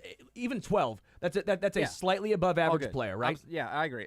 But what I'm saying is like the only thing that worries me about Jalen Moore too is that every mock draft you see for the 49ers where they are at 11 has them taking a left tackle, trying to find a replacement for Trent Williams, and they had one in the building and let him walk to one of the best teams in the NFL and are still trying to replace Trent Williams. The issue there, which I understand, is because what are you going to do? You're already paying Trent Williams this boatload of money. Now you're going to pay his backup that much money too? Well, you're going to pay You're paying that. Then you're paying $50 million to the left tackle spot overall. and one's going to leave here in 2 years. In maybe. 2 years. Yeah, maybe. But then you're paying still. You still have to pay Jalen Moore this year, so you're paying that left tackle position $45 million total. I just think it was unfeasible. It could also be that Jalen Moore was like, look, I want to start. Like, I want to go somewhere and be a starter.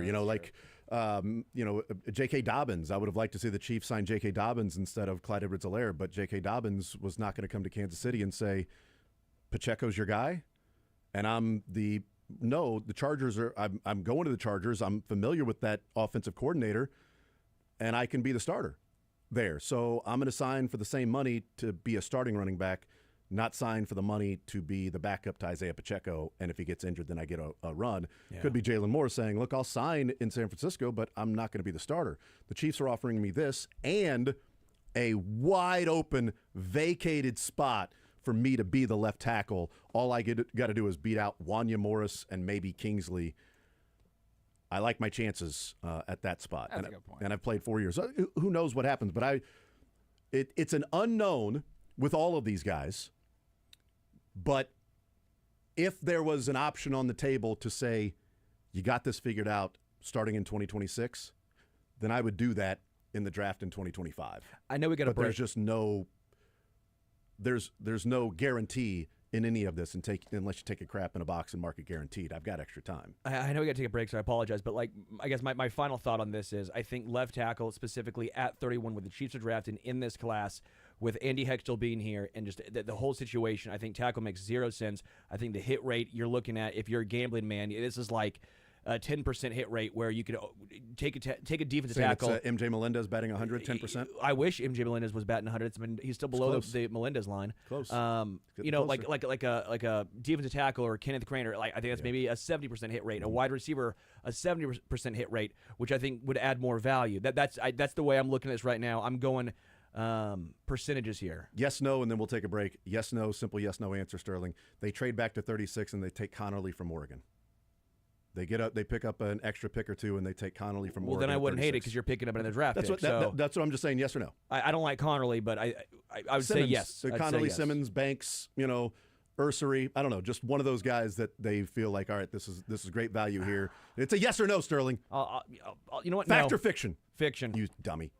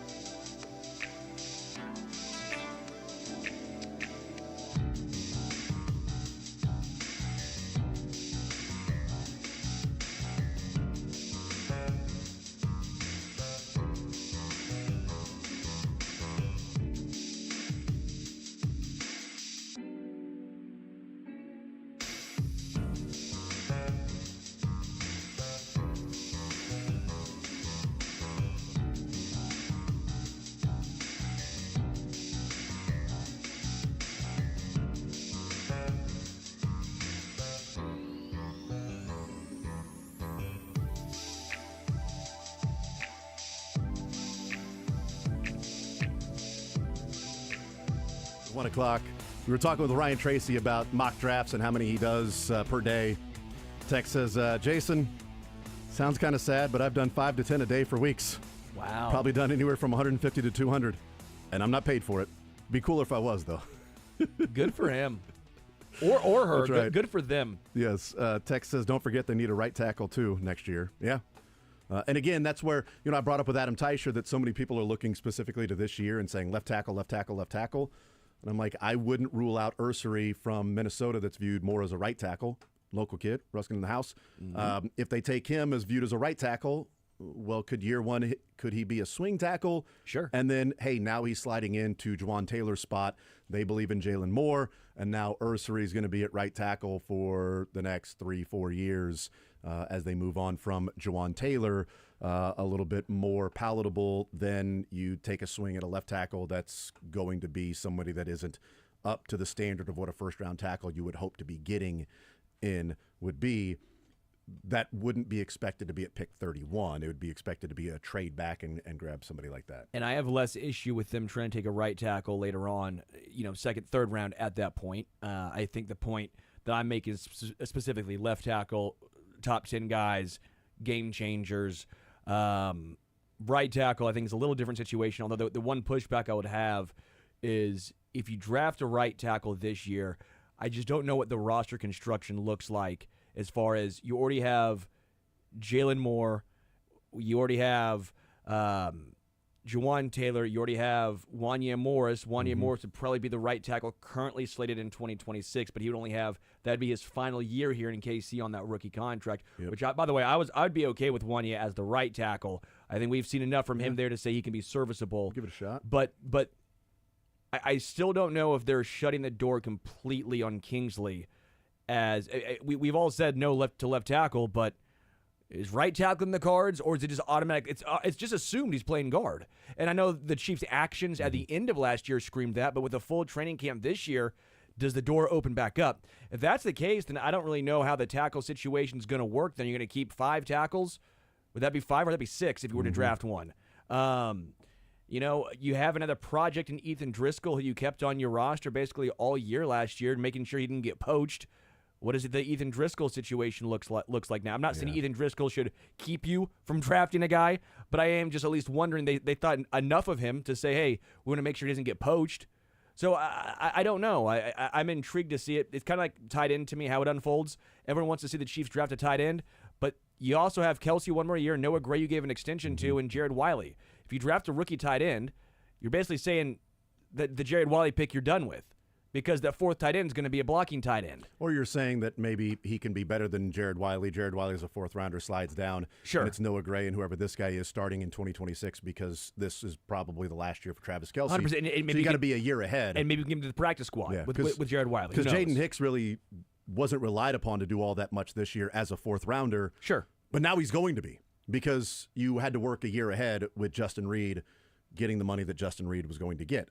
He didn't get as much money as I thought he was going to get. Agreed. But the Chiefs still were moving on and saying, these are our safeties: Shamari Connor, Jaden Hicks, Brian Cook, Deion Bush, Mike Edwards. These are the guys that we're going to move forward with. And at cornerback, we're moving forward with the guys we had last year, now add in Christian Fulton. But they definitely need defensive line help at the defensive tackle, and they still need to figure out offensive line overall. So there is an element of this year, and then do you have answers after this year? Because the draft can't be just a yearly thing of you got to have an answer this year for this spot. Agreed. And then next year you got to have an answer, which is why, not to go back and belabor the point, which is why the frustration was there from me in 2020 in the first round, because there's never a such thing as a luxury pick in the NFL. Agreed. It's like, the Chiefs could take a running back. It's a luxury. They are stacked everywhere else. Really? Because that tackle position went away like that. The offensive line. The offensive went line. away. Right, but it was like, they got Fisher, they got Schwartz, they're good. You got 2 or 3 more years of those guys. You could take a running back because you got a luxury here. Literally that season, Yeah. and the biggest injury of the season, you could argue, was Eric Fisher's Achilles in the AFC Championship. Absolutely. And Mitchell Schwartz with the back injury at that last time he Forgot played about in a that. game. So it's like there's no such thing as a luxury pick. So you're always picking for this year, but also what's the roster going to look like moving forward? And also, we're just going to take really good football players because, hey, we weren't going to take Jaden Hicks in the 4th round, but he's there, shouldn't be there. We take him, and now it gives us the opportunity to take that $11-12 million we might have been forced to spend on Justin Reed somewhere else because we got a 4th rounder that's now filling that role that should have been gone in the 2nd round. It's flexibility, and also is probably you can say the money was moved for Christian Fulton because the Chiefs missed on Kamal Hadden in the 6th round because they weren't valuing higher draft picks at corner because they've done so well in later rounds, and eventually it didn't work, and they didn't get for from whatever Josh reason Williams and Jalen Watson what they were hoping to get. For exactly, yeah. and so I think that was part of the reason too because it's always a look ahead. If Kamal Hadden would have hit, you're not spending that money on Christian Fulton, and maybe you can still keep Justin Reed. It's a dance. Yeah. We'll take a timeout. We'll come back. We'll dance a little bit more for a segment before Mick Schaefer joins this dance, and we all hang out together. We'll do that coming up as we continue rolling It's along. a waltz. That's what. Let's do that. Let's waltz right along, and we'll skip on over and head to the next segment. Mosey on over for one more segment in the noon hour. More zone next. Cha-cha.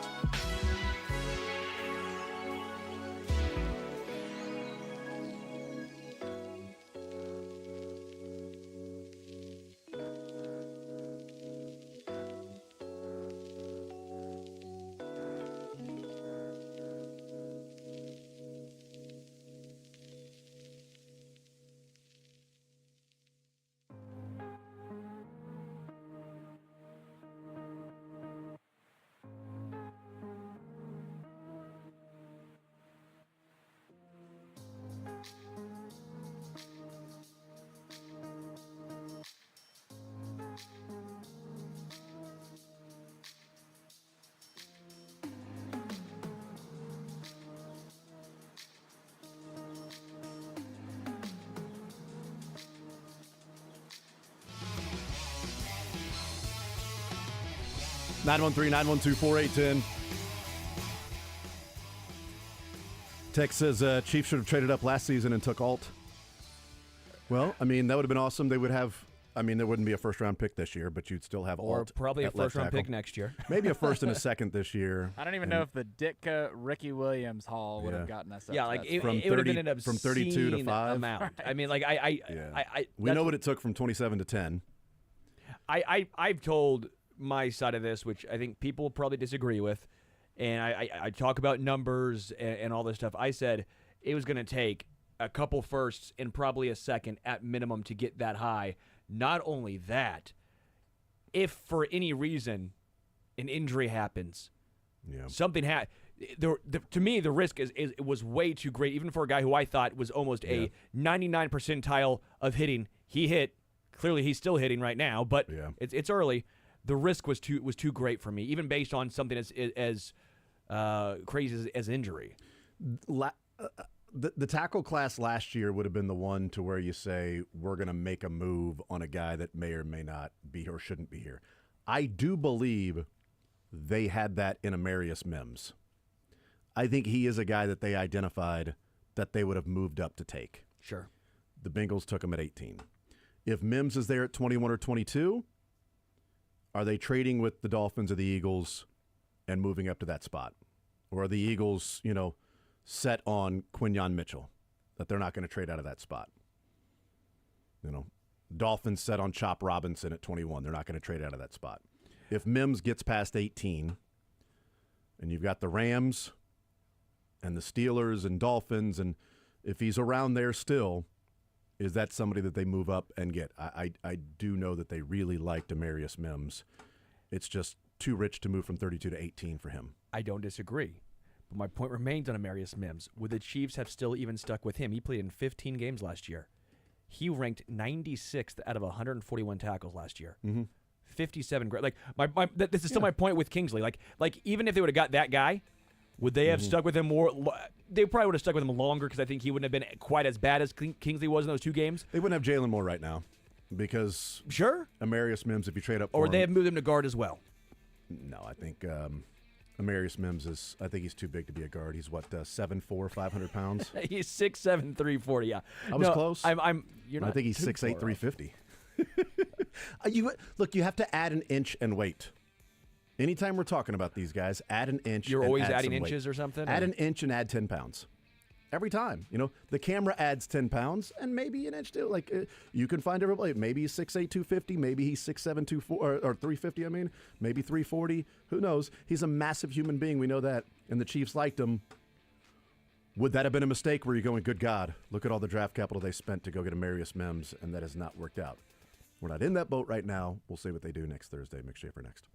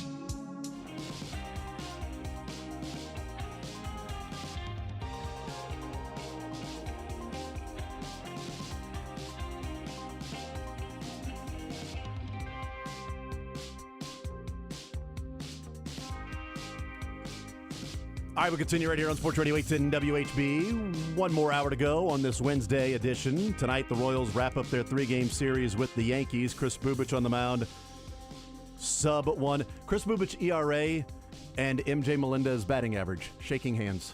Spider-Man meme, just looking back at each other, right? Isn't he batting like 960?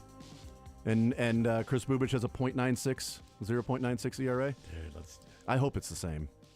I wish he was batting really do. 960, by the way. Yep, sorry. 096. 096. It's really the.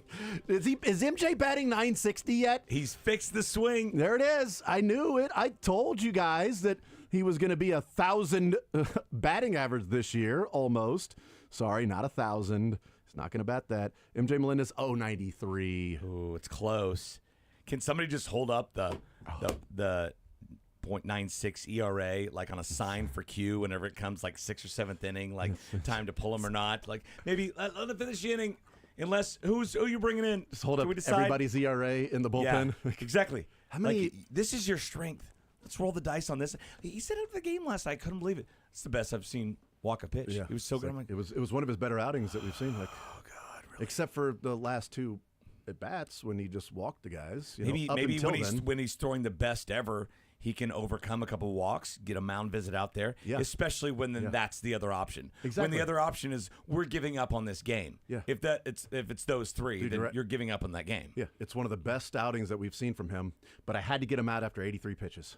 83 pitches. He entered the sixth at 51, like or six, whatever it was, 50 or 60. It was like And 35 with two or walks, 58, I he's think it still was. only Yeah, he's at 83 pitches. He took Reagan's out at 83 pitches on opening day to bring in Zerpa to face off against Manzardo. Reagan's was at 83 I pitches feel on like he opening is day. overly cautious on everything injury-wise. And look, you need to be to some extent Mm-hmm. in April. In these games, it's not the end-all, be-all, but it still counts. And that was just, I mean, when everybody in the world was like, what are you doing? Boy, I and hope he it comes goes through that here. way. And I don't like this move, but I hope I'll be rooting for him to get the job done. The walk's worse than the hit oh, to me. Everyone says I should do this.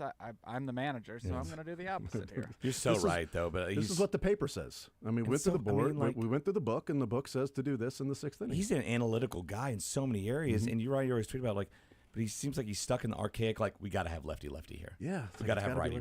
Because again, like opening day, Manzardo was coming up. Cole Reagans had given up a hit to Santana, and Zerpa come on in for Reagans against Manzardo, which is odd because I believe Reagans is a left-hander too. Yeah. I'd have to go back and check. Was he on opening day? If memory serves, he may have been righty on opening day. If memory serves, there is that kid in Double A that's ambidextrous. Yeah. So. God, I get my There's that one for the Oakland. The A's, I remember back in the day. That was been a few years ago. Yeah, it's been probably, Yeah, that kid was from Creighton, I think, and right? he had to declare, basically. Because what happened was they had a switch hitter and him. And they were going back and forth. No one was going to. Who declares first? And the ump made him. The pitcher made the pitcher first? declare first. Yep. There. Okay, yes. how about that? Yep. All right. I don't know if maybe they would have a hat out there and you declare which, but you know what? I'm actually going to decommit. It'd be great if they made them both declare, but they couldn't hear each other. So that way he's like, I'm left. I'm also going left. Like, you have to. Oh yeah, you have to silently pick it. Yeah. So that way, that's you even can't. more No one fun. gets the legit advantage. That's even You more have to fun. wait until see which foot breaks off the rubber first to decide which. Oh darn it! And basically, why this happened at all was because not a single pitch had been thrown, but the at bat lasted probably 20 minutes of them just switching back and forth, whichever one the pitcher chose. So the umpire said, "Finally, that's enough. You pick, choose. and then you have to stick with it." So what we're saying is that Cole Reagans doesn't do that. Yeah. So he is also a left-hander, and he brought in Zerpa to throw to Manzardo, a left-hander, that ambushed him and hit a home run on the first pitch, and you went from being up 1 to down 1 that quickly. And then you do the same thing where it's, this guy's a left-hander, and there's bases loaded, 2 outs, and Waka's got 83 pitches, so we got to go to Zerpa at this point because it's lefty-lefty. Like, I would hope that if Harvey was healthy, he might have gone there, but I actually don't think he goes to Harvey there. What about Lynch? Well, I would love for him to go Lynch. I'm just saying in that situation last night, Harvey's injured, so it sort of, moves some things around. Yeah, and if Harvey was healthy, he'd be holding Harvey for the 7th, and Zerpa would have come in that situation in the 6th. Because I remember Harvey was healthy on opening day, and he did bring in Zerpa in the 6th to face off against the lefty when he could have gone to Harvey, but he was saving Harvey for the 7th, and Urseg the 8th, and Estevez the 9th. So, yeah, it was frustrating. I hope he learns from it. And the other part of that is the innings that followed. It was only a 4-2 game, but he felt like Royals fans feel like well, it's over. 4-2 might as well be 10-2 with this offense. Ball game. Are you kidding me? And so it's Zerpa for another inning, right? And the youngins after that. Why not? Let's bring in Sisk. Let's get those guys. Which is interesting because you brought in Sisk in that situation. You brought in Sisk and Cruz and those guys. You're walking a bomb away from tying this thing up. Yeah, so you're bringing in those guys, but on Monday night, you're down 4-1, and you're like, let's throw Schreiber and Lynch. We got to make sure we don't fall out of contention in this game that we've only got 1 hit, which is Bobby's home run the whole day. We got 1 hit. We got to bring in Schreiber and Lynch. Oh, we got 2 hits now with Bobby. That's cool. Bobby got 2 hits. So you bring those guys in to keep it close, but then last night you're like, white flag. We don't need anybody else to keep it close because maybe we got a lead tomorrow, and you got to use Urseg for 9 pitches or something like that. Yeah, they were definitely managing for Wednesday. For Wednesday. By the way, for people listening, before Mick came on, we had a little conversation. Did we? I found this. Good you. Does anyone? No, apparently they don't remember. There used to be the little jack on your. It's just a little jack.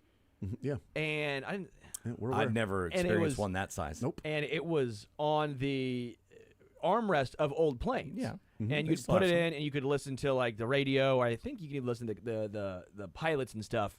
That you guys didn't remember that. No, I remember the jack. I don't remember, being able to listen to the cockpit. pilots in the cockpit. I thought you could. Maybe you could. I feel like that would be. I found it against a lot of regulations. These are the old planes. I mean, they used to be like ashtrays. I think originally. By the way, I was on planes that were a lot older than that. Well, that's my point. This was like the 90s. Yeah. I just figured you guys. I did all this research to try and find this. And Yes, I'm like, that's I it. remember Cross you that off you the list here. Yep. All right, You got the can plane. plug in. Oils. Yeah. Well, I feel like I was taking crazy pills. Like this was the Mandela effect. You were talking about being able to listen to the pilots. We the were cockpit. talking about the I feel like you could. That you might know, have been the sometimes they case, I go just don't over the remember PA, it. over the speaker, and they talk to you. Maybe Well, that's what you're yeah, pissed and off. I was probably like 6 or 7. I bet but- you got a great pilot impersonation, don't you? Oh yeah, I don't. Jason Yeah. feels like he could be a pilot. Actually, Good afternoon, everybody. Everybody, this is pilot Sterling Holmes. Nick, that's We will exactly be what happened, by the way. Taking off in about 35 minutes. He was Everybody watching a hold- movie, and the pilot came probably on what to it say was. That's something. it. Yes, because they go through your headphones once they interrupt the headphones once they go That to is the PA. actually, that is actually right. Yes. Yeah, that's what probably you're what it thinking of. was. it could have been. There's no way you're don't listening know. to the entire conversation in a flight. Yeah, you're probably right Of because that the, probably would have been like, pilots. yeah, they're probably, especially back then, like, I don't know. I was trying to do like a '90s accent. Was there an accent for the 90s? 90s? What, radical? Oh my God! I don't It's, know. it's been too long. I missed you, Sterling. I missed you, Doing, too. do, Like, do what's me a- up? Do Like, me a '90s accent. They're like, what's up? I is don't not the know. 90s. See, did they talk like that just 30 years ago? Hey, Ah, see? champ, tell me about this lefty-lefty matchup. Well, that's what Q's thinking right now. Yes. Tex said, no, Sterling's right. You could listen to the pilots when they turned it off, turned it on. Yes, and off, so- thank you. Okay, no, so I when was they, right. when they turned it on. Yes. Yeah, Right, well, no, but no, but it would come. You Special couldn't go to stuff, a I think. channel and listen to everything they're saying the whole And the flight. conversation between the cockpit and The crew. I was young. I just remember being really cool as a kid, thinking, Well, "Oh my gosh, different I'm airports flying and- through the air, listening to the pilots. the pilot with my There's just some things Southwest I don't wings." need You to were hear. actually listening to the band, the pilots. Because I imagine So you were those like- guys are still The like, band talking, pilot, actually. It's got a pilot channel. They're talking personal stuff there too, right? Hey, how's Probably. the family? That kind of stuff. I can't imagine. Hey, I think we're missing a wing here. Like, I don't need to hear that. We lost an engine. Yeah. Hopefully nobody noticed. We got a few more. God, I tell you what, man. I hope this flight isn't like last time, man. I was tanked, but I am still feeling it from last night. All I right, don't- fine. We can move on don't from think this I'm- thing, I don't but think I I'm just drunk, I but- found the thing that I was Well, I'll tell looking you what, for. our cruising altitude won't be as high as I was last night, John. I'll tell you that much. This is your Captain Sterling Holmes. We will be reaching our cruising altitude of 40,000 feet. Everybody Let's just, hold eject on. from this segment. If everybody will look over to the right, the plane will tip over, so please don't do that.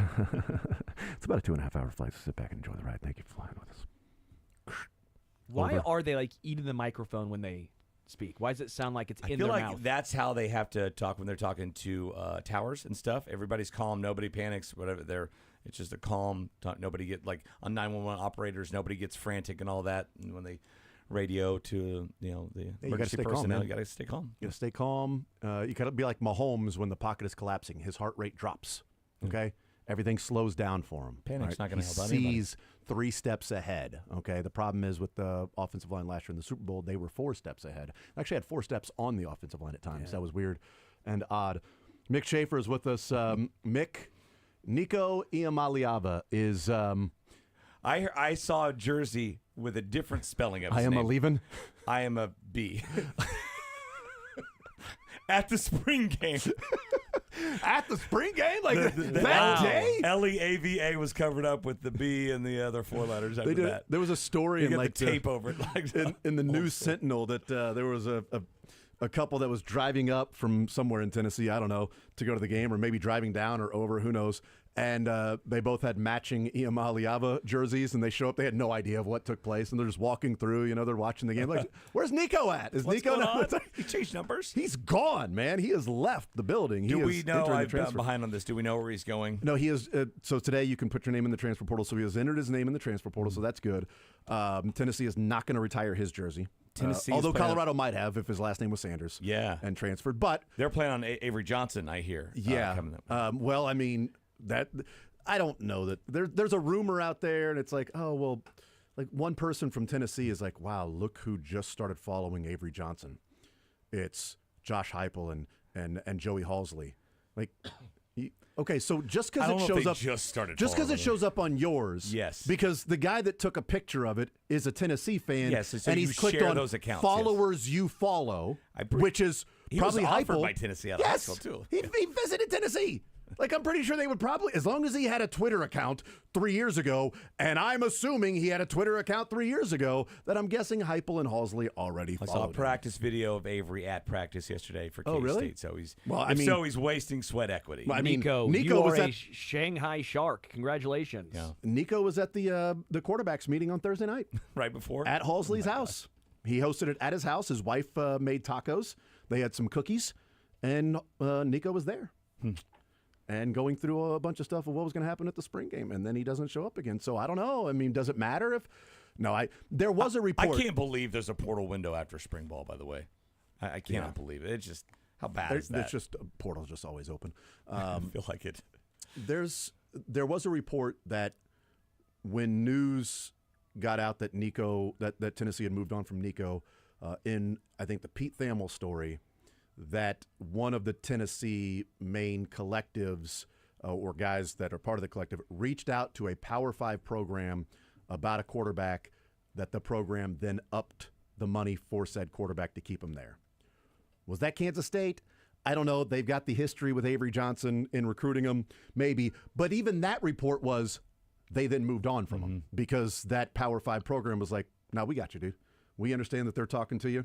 We don't want you to go anywhere. We got you. We'll take care of you. You didn't come to us to renegotiate. You are being courted by this particular school, and we want to make sure that you don't go anywhere. So we want you to know how happy we are with you. We'll just up the price of that. I don't know where it was or what school it was, but there was that report. But again, that's not a report of they're in contract discussions with said quarterback from Power 5 school if they can grab him. It was, they tried, and that team was like, yeah, you're not going to take him, man. We got him. We're keeping him here. I don't know where I don't think Avery Johnson's going to leave Kansas State.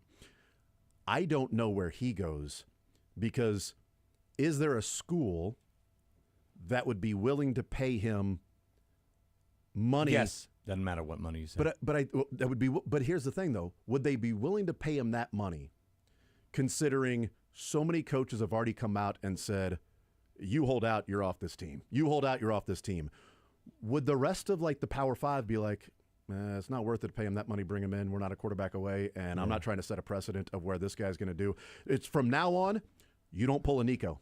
Are you you're not going to pull a Nico because that didn't work out for him. Where did he end up? And then insert name here. Exactly. I don't know. I do wonder if there would be like a blackballing of the collective of I don't think there's any way you get all those schools together. Because it takes one that it's like, we're Nico away from going to the playoffs. I'm on the clock anyway. Who cares what precedent I set if I don't win this year? Yeah. Like, we're done. I just wonder, though, it's like you could have 75, 80, 90% of the schools on board with that, but that's not enough. I can't imagine he makes anywhere near what he was going to make at 2.4 at Tennessee this year. Like Agreed. Who has that money left? And then also, this is even a more tumultuous year, right? Because this cut down day down to 105. Are we at that point yet? And now it's full scholarships. That's it. I think it's 115 though. I think it's 105. Was it 105? I can't wait for Nico to go to Mizzou. Maybe I'm thinking 15 is in my head because college basketball went to 15. Yeah, went from 13 to 15. So maybe that's what I remember. Chris Kleiman talking about we were 130 or whatever. Yeah, and then Nebraska was at 150. And that's affecting walk-on things. program. But that's affecting things. You've got Division II programs and FCS just waiting with their arms out, waiting to catch some of these guys coming down. And so it's absolutely a trickle effect because a lot of times these PWOs are really good players. A lot of times you can have a PWO, for a D1 program would be a star at a lot of D2 programs. Yeah, that means for Sterling, that's preferred walk-on. I know. Prisoner war of.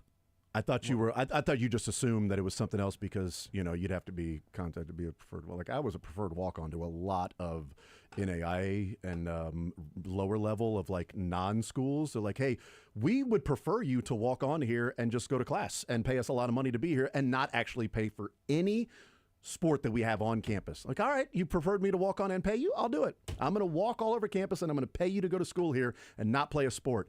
That is a preferred walk-on all over me. When I went to KU, they preferred that I walked on somewhere else. Yeah, walked off actually. Walk off. You're still preferred PWO. walk off. It's still PWO, right? Yeah. We feel like you could play left out for us. We've got a really nice spot. In fact, I feel like on this basketball team, you could play guard, forward, and center because we think you can guard the bench, look forward to playing, and sit right in the center of everybody. You're a preferred weirdo. Yeah. Go get that water to those people, couldn't you? Preferred water boy. That's right. Yes. On the team. Prefer water honor. Does he end up at a bigger school, or is this he's at Memphis or something? Nico. No, I think it's bigger than Memphis. I absolutely think it's a Power 4 somewhere. There's going to be somebody that's going to be injuries happen in spring ball and guys don't pan out. You bring them like, well, no, we need somebody else. Yeah. Absolutely, a team or 12 are going to bite. Yeah, I think somebody will pay him at a Power 4. It's not going to be an Ohio State or Michigan or a team that I don't think it's a team that's close to that. That'd be like, all right, now you're going to make the playoff with him. It'd be a team that, hey, we got 2 years with him at least. I mean, Will Howard was being run out of Manhattan, right? I mean, he'd been there 5 years or so, right? Everybody's tired of him. They're ready for the Avery Johnson regime, and he goes to Ohio State. Who ran out Kyle Kyle McCord. McCord. Kyle McCord. Who ran out, and then all of a sudden, it's weird when you put yourself around better players, how much better you can become. It's true. And now he's the star of the Gruden interviews, right? And he's going to be drafted, and things completely changed. Yeah. So trash and treasure, definitely in college football. No doubt. And the thing about, like, with Tennessee, like, what sucks for Nico is that they went out and spent a bunch of money on the offensive line at Tennessee to protect Nico. It's like, you know how you were getting sacked last year and you were running around? Don't worry, we went and got some top transfers in the transfer market at offensive line. We got you. Now I'm going to go somewhere else and probably have to deal with the same thing because I want more money. Okay, well, good luck. Was it Feinbaum who said something like, if you're like 10 years old, you've lived in a time where a sandwich could put you on probation. And now we have our first college football. We were talking about the guy that picked up a player in the rain. Yeah, exactly. Like Robbie Hummel told the story. Like we talked to him at the Final Four, and he said he was like, "Dude, me and I can't remember one of his ex-teammates. He's like, we were just talking the other night about the story that we could have a bagel, but we couldn't have cream cheese on it. Yes, because a bagel was a snack, but if you added cream cheese, it's a meal, and we couldn't have a meal, so we could have a bagel but no cream cheese." And that's an actual thing that they had to deal with at Purdue with the NCAA. And he was like, we were just talking about it the other night, that's what we were dealing with. And now we got these guys that are making millions and millions of dollars. The pay for play, the NIL air quotes, which is just pay for play. It's, PFP, we should call it. It's gotten out of control. And then you got the reports that there were players that were trying to renegotiate between the final game of the season and the playoffs. Yes. Players that are on playoff teams of like, well, you're only paying me for 12 games technically, and I actually am going to play like 13 or 14, so I think I need some sort of an increase here. It's funny how they went from extreme cold to extreme hot, from 0 to 100. There was nothing in between, just like that. It was Wild West, right? I feel like they got it wrong on being so restrictive for so many decades, right? And like, oh, we'll correct this and eliminate all rules whatsoever. I'm like, well, we weren't saying that. I mean, Every league needs a governing body, right? You know, there's a rule. The only rule. There are no rules. There are no rules. That's right. Put your shirt on. There's one rule. One rule, Sterling. Rotten Tomatoes next. Tarps off.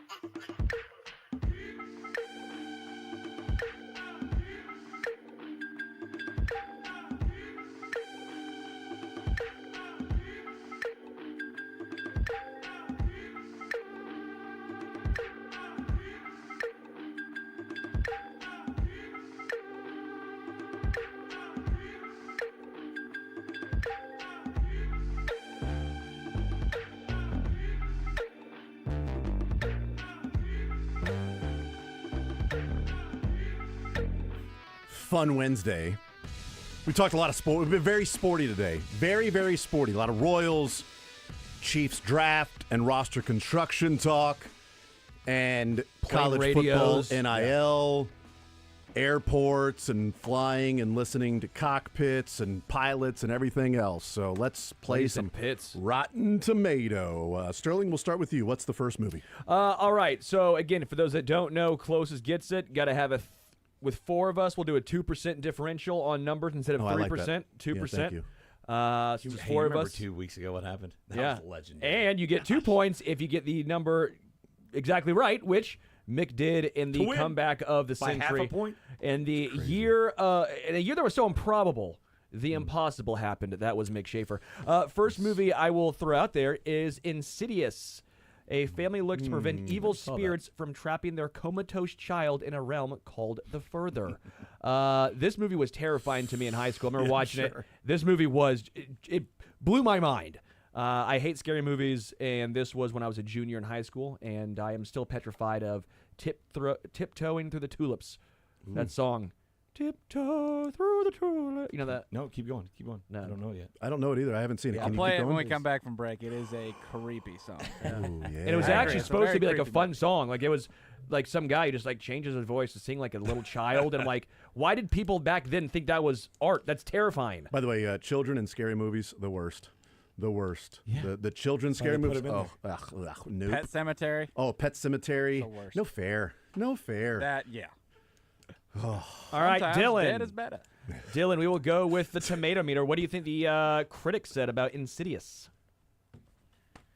I've never really looked up scary movies with critics, but I think this was probably a good one, so I'm going to go 80%.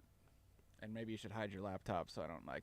Can you see it? I didn't, that's but it's going to be hard Yeah. for me. What about I now? got the, Now I the can't. reflection right there. Yeah. Okay. Now I got the reflection. How about now? This I hurts can my see. eyes. I can see it in your eyes. Yeah. What'd you say there, Dylan? I said 80. I'm gonna go lower. I'm gonna go 72. Oh man, that's where I was gonna go. Was it? I'm gonna go 69. Yeah, I bet. Nice. Nice. Jason wins 66% from the critics. All right, and I didn't do it for fun at all. Over 100,000 ratings. Wow. According to the audience. Mick, we'll go with you. It was 66, right? Critics, They 66. liked it. They liked it more. They went 81. Oh my God, I was literally gonna say 81. I promise you.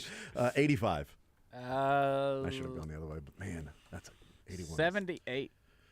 62. Oh, my Dylan with goodness. the, All critics liked with it the better. win. I thought, yeah. I thought it think was gonna everyone's be- so scared of it. Or, Well, isn't that the point? Yeah. Isn't that sort of the Sterling point? went on and voted 5,000 times to bring it down. Yeah. I hated this. 0. I thought it was so I scary. was It's awful. terrified. I was star. petrified. Yeah. First, I was afraid. I was petrified. I was insidified. I gave it 1 star because like it was so scary. It Like was I was spooky. the whole time I was scared and spooked. Like I don't want to do that in a movie. Where were 1 the star. laughs? Where were the laughs? I didn't laugh Yeah. a single time. I was hoping for a rom-com, and I got this thing, so 1 star. All right, Dylan, your movie. First. Whatever. The hands down worst movie in the greatest collection of movies of all time, Star Wars Episode 1: The Phantom Menace. Yeah. Mick, we start with you, So on, with the you critics. Remember that one? There was a lot of hype around that one when it was coming out. A lot of hype and a lot of hate. Yes, the 4th movie and the 1st movie all at once. agree. I'm gonna say this is critics we're doing. Yeah. Critics have to be higher than people. Critics are gonna give this one a 72. I'm going to say 48. I will say 46. Jason, winner, it is 54% Oh, for nice. the tomato meter. Right in the middle. Okay, I go first here. I'm going to say 33. I will say 12%. Yeah, that might be where it is. I will say I'm gonna do 35. I'll do 35. Shocking. And then they probably voted for this just because it said Star Wars at the beginning. But it is a 59. Wow. Give me one. Mick Give me one. got himself a point. I am bad at the game I created. Mick Helps is to go on last. the board. I went last once. And Oh, you did? Okay. Well, Did you not. know what, Sterling? I promise Mick will not get a point in this round. Promise. It's his movie. We're doing, Mick- guys. We're doing Deadpool. Jason. okay, critics. is critics. I've never Deadpool. seen it. What? I know. Any You've of the 3? seen Insidious? I didn't know there was 3 of them. I wish there were You didn't know 5. I wish there were 5 teens. well, I teens. like 5 Ryan teens. Reynolds, right? Is Ryan Reynolds in whom? T.J. Miller. It's Ryan Reynolds. Ryan It's Reynolds. Deadpool. It's great. What? 89. Ryan Reynolds and whom? And whom? Whom else is in that one? Ryan Reynolds I don't and know whom? if that's correct English, but yeah. It was, what'd you say? I said 89. Okay. I'll go 87. I will go 91. Oh, you guys pigeonhole me here. Got it. Sterling. See, some watching. You're 85%. Wait, did I say 85? You said 87. Oh. Don't try to One, steal a one, point, yeah. dog. I'm trying to steal. Your turn on the popcornometer. I'll go with a solid 90. Dylan. I'll go 95. Man, I was going to go 92. You still can. I know I can, but I'm going to That'd go. be a really narrow. I'm going to go range. 88. Should I have stopped after Sterling because he got it on? No the way. dot Let's Go. 90. Big Deadpool guy, You need to apparently. go watch it. Then. the Sterling guy who hasn't seen it takes nails the it. lead. Gets 3 points. 3 on it. points. That's huge. Yeah, it was pretty big. Pretty good. What was the critics? 85. So 85 and 90. Wow. That's both are way too low. Yeah, for It's sure. An all timer. So it is a good movie. Dude, it's in phenomenal. my top 5 of all time. Okay. Freaking love it. All Why right. is the pool dead though? Is it like It's a character bad name. water? It's it's infested with bacteria That's and it, stuff, yeah. so just Okay. don't want to go there. My movie is based off of us having some fun with Keegan Bradley last week, so I had to go Henry Thomas. E.T. Oh wow. After a gentle alien becomes stranded on Earth, the being is discovered and befriended by a young boy named Elliot, Henry Thomas. Bringing the extraterrestrial into his suburban California house, Elliot introduces E.T., as the alien is dubbed, to his brother and his little sister, Gertie, Drew Barrymore, and the children decide to keep its existence secret. Soon, however, E.T. falls ill, resulting in government intervention and a dire situation for both Elliot and the alien. You know, one of the biggest stars in that movie was a bit role. C. Thomas Howell was one of older brother's friends. How about that? Wow. He wrote a Was Flying that the one Bike. that said, "Is it from Uranus"? It might have been, yeah. I think he had a couple one lines. of his Yes. friends was like, "Where's it from? Uranus." He doesn't get it, man. No, is it from Uranus? He doesn't get it, man. Sterling, you're up. I didn't know Critics. Drew Barrymore was in this movie either. Oh my gosh. She's Have you seen it? 5. Have you seen E.T.? Yeah, I've seen E.T. Yeah, Ryan Reynolds She was is in the it. little girl. I will go. He's man, dating Blake critics. Lively in the movie. It's weird. Critics. E.T. Pool. Critics. I'll go 87%. 87. Dylan. This is Spielberg, right? Yes. I'll go 90. 90. Give me 92, baby. You're pretty close. It's 99. Yeah, I was going to say. Wow, yeah. 99 point for had Mick. you even gone 95, I think I would have gone over that, Dylan. So Dylan, now we start with you with the popcornometer. I'll go 90 again. Mick. Popcorn fans. He's staring me down. Yeah. Okay, I'll go 96. 96. Woo. I'll do it. Do it. 99.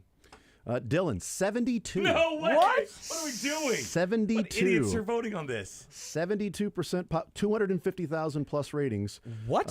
Only 146 reviews Probably for the the critics. Same idiots that gave 54% to 250,000 plus ratings, 72% Well, on the popcornometer for. It has to be new people E. who T. think that it's just Maybe C- the bad, like technology, CGI or yeah, it has to right. be like what the heck? Like he's not going to fly his bicycle. He's not going to fit in that basket. Nothing bet fits in that in basket. 1985, had we been playing this game on the internet, Yeah. Rotten Tomatoes, Yes, that for company sure. that existed then, Yeah. I bet it would have been like close to On the 99. sports radio station. Yes. That would have made total sense. By the way, it is 2-2. Two of us were alive then. 2 to Sterling 2 to has 3. 3. Yep. You won't get a point here, Sterling. It's your second movie. Okay.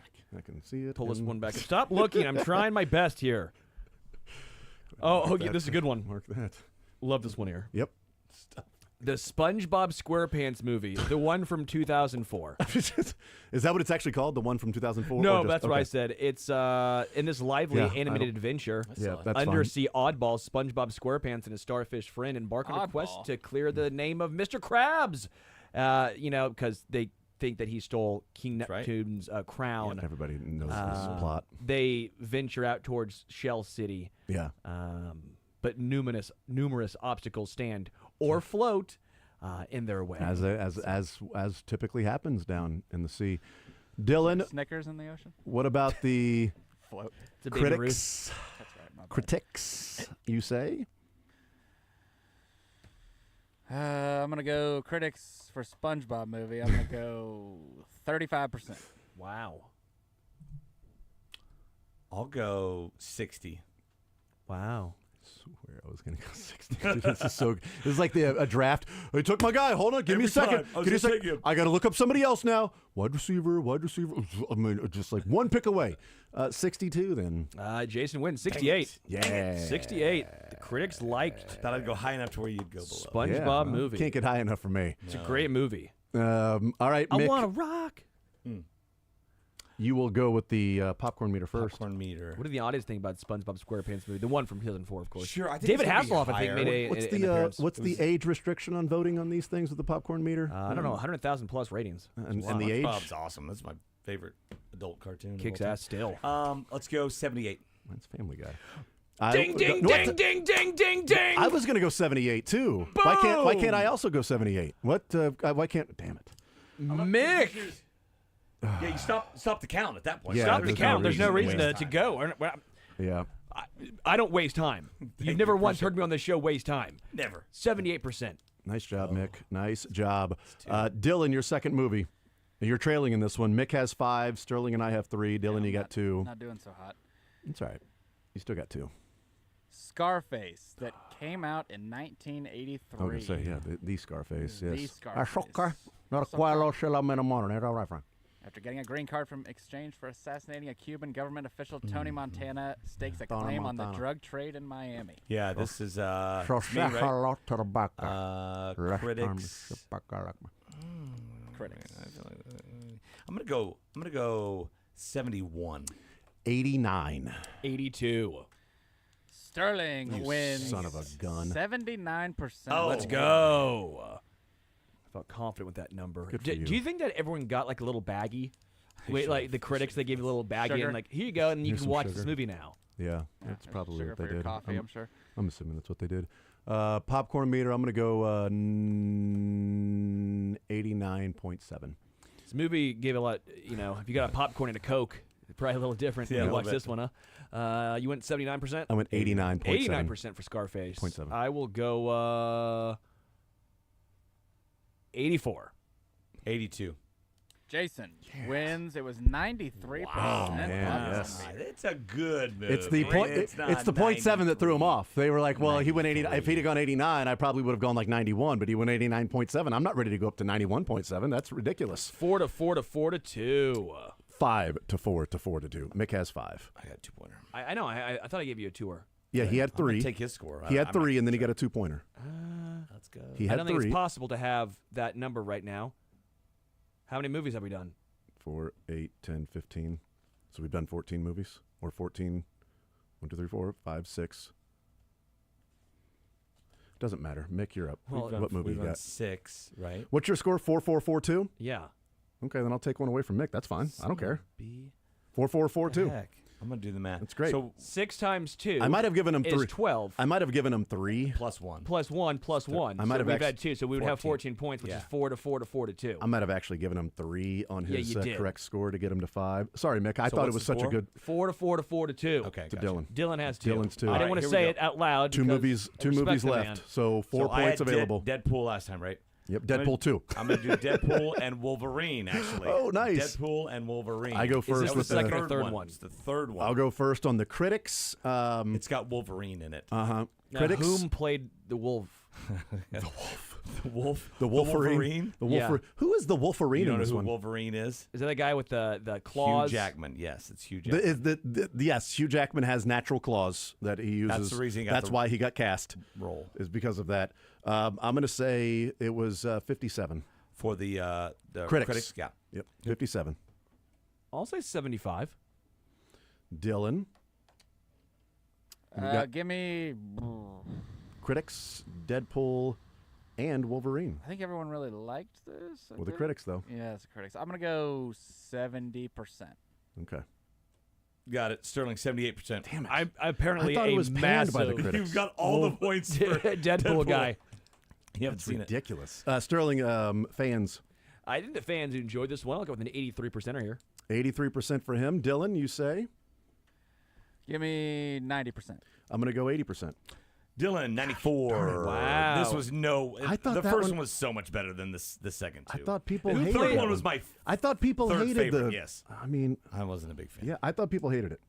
So A lot of too many fourth wall breaks. yeah, that's Too much There making was fun of there itself. was a lot of that. Dude, you're right like about that. everywhere you turn, it's making fun of itself. Yeah. All right, my final movie. Sterling with a 1-point lead, by the way, heading into the final. 5 to 4 to 4 to 3, and I can't win. I cannot win on this one, but I can certainly lose because I don't get any points here. Well, I've already had a point taken away, so I feel like I've lost already. So. Yeah, so well, we all get to enjoy this, so we've all won, really, in a way.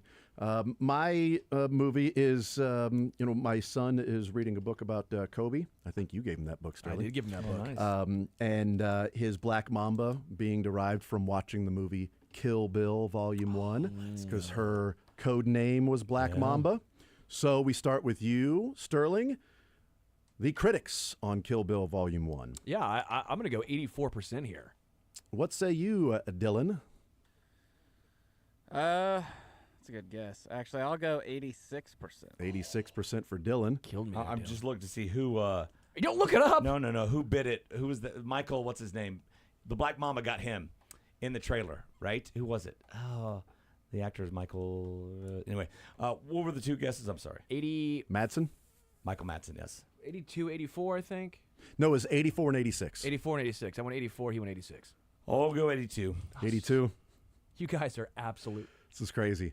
It's 85%. So half Oh, point you for guys Dylan. we got half a point. No half way. point. You got half a Dylan and a point. half. Sterling 5 and a half. It's the exact same thing that happened last So week. the only I'm gonna way, swoop in. Mick, if you get the 2-pointer, you win again. Swoop in. or Dylan ties for the lead. He's got 3.5 and you got 5.5. So Yeah. Dylan can tie, or Mick can win, or or in between. Sterling. All right, so the popcorn meter, Dylan, it is for the fans. What did they think about Kill Bill Volume 1? Give me 95%. 95. 91 to win. 91 to win. 97. Mick gets the point, but it's 81. Oh, 81. I said 81. Check tape. Check tape. Check tape. You just heard that one. Sterling 5.5, Mick 5, Jason 4, Dylan 3.5. Oh, my God. What a great game. I have so many people to thank. First, I want to thank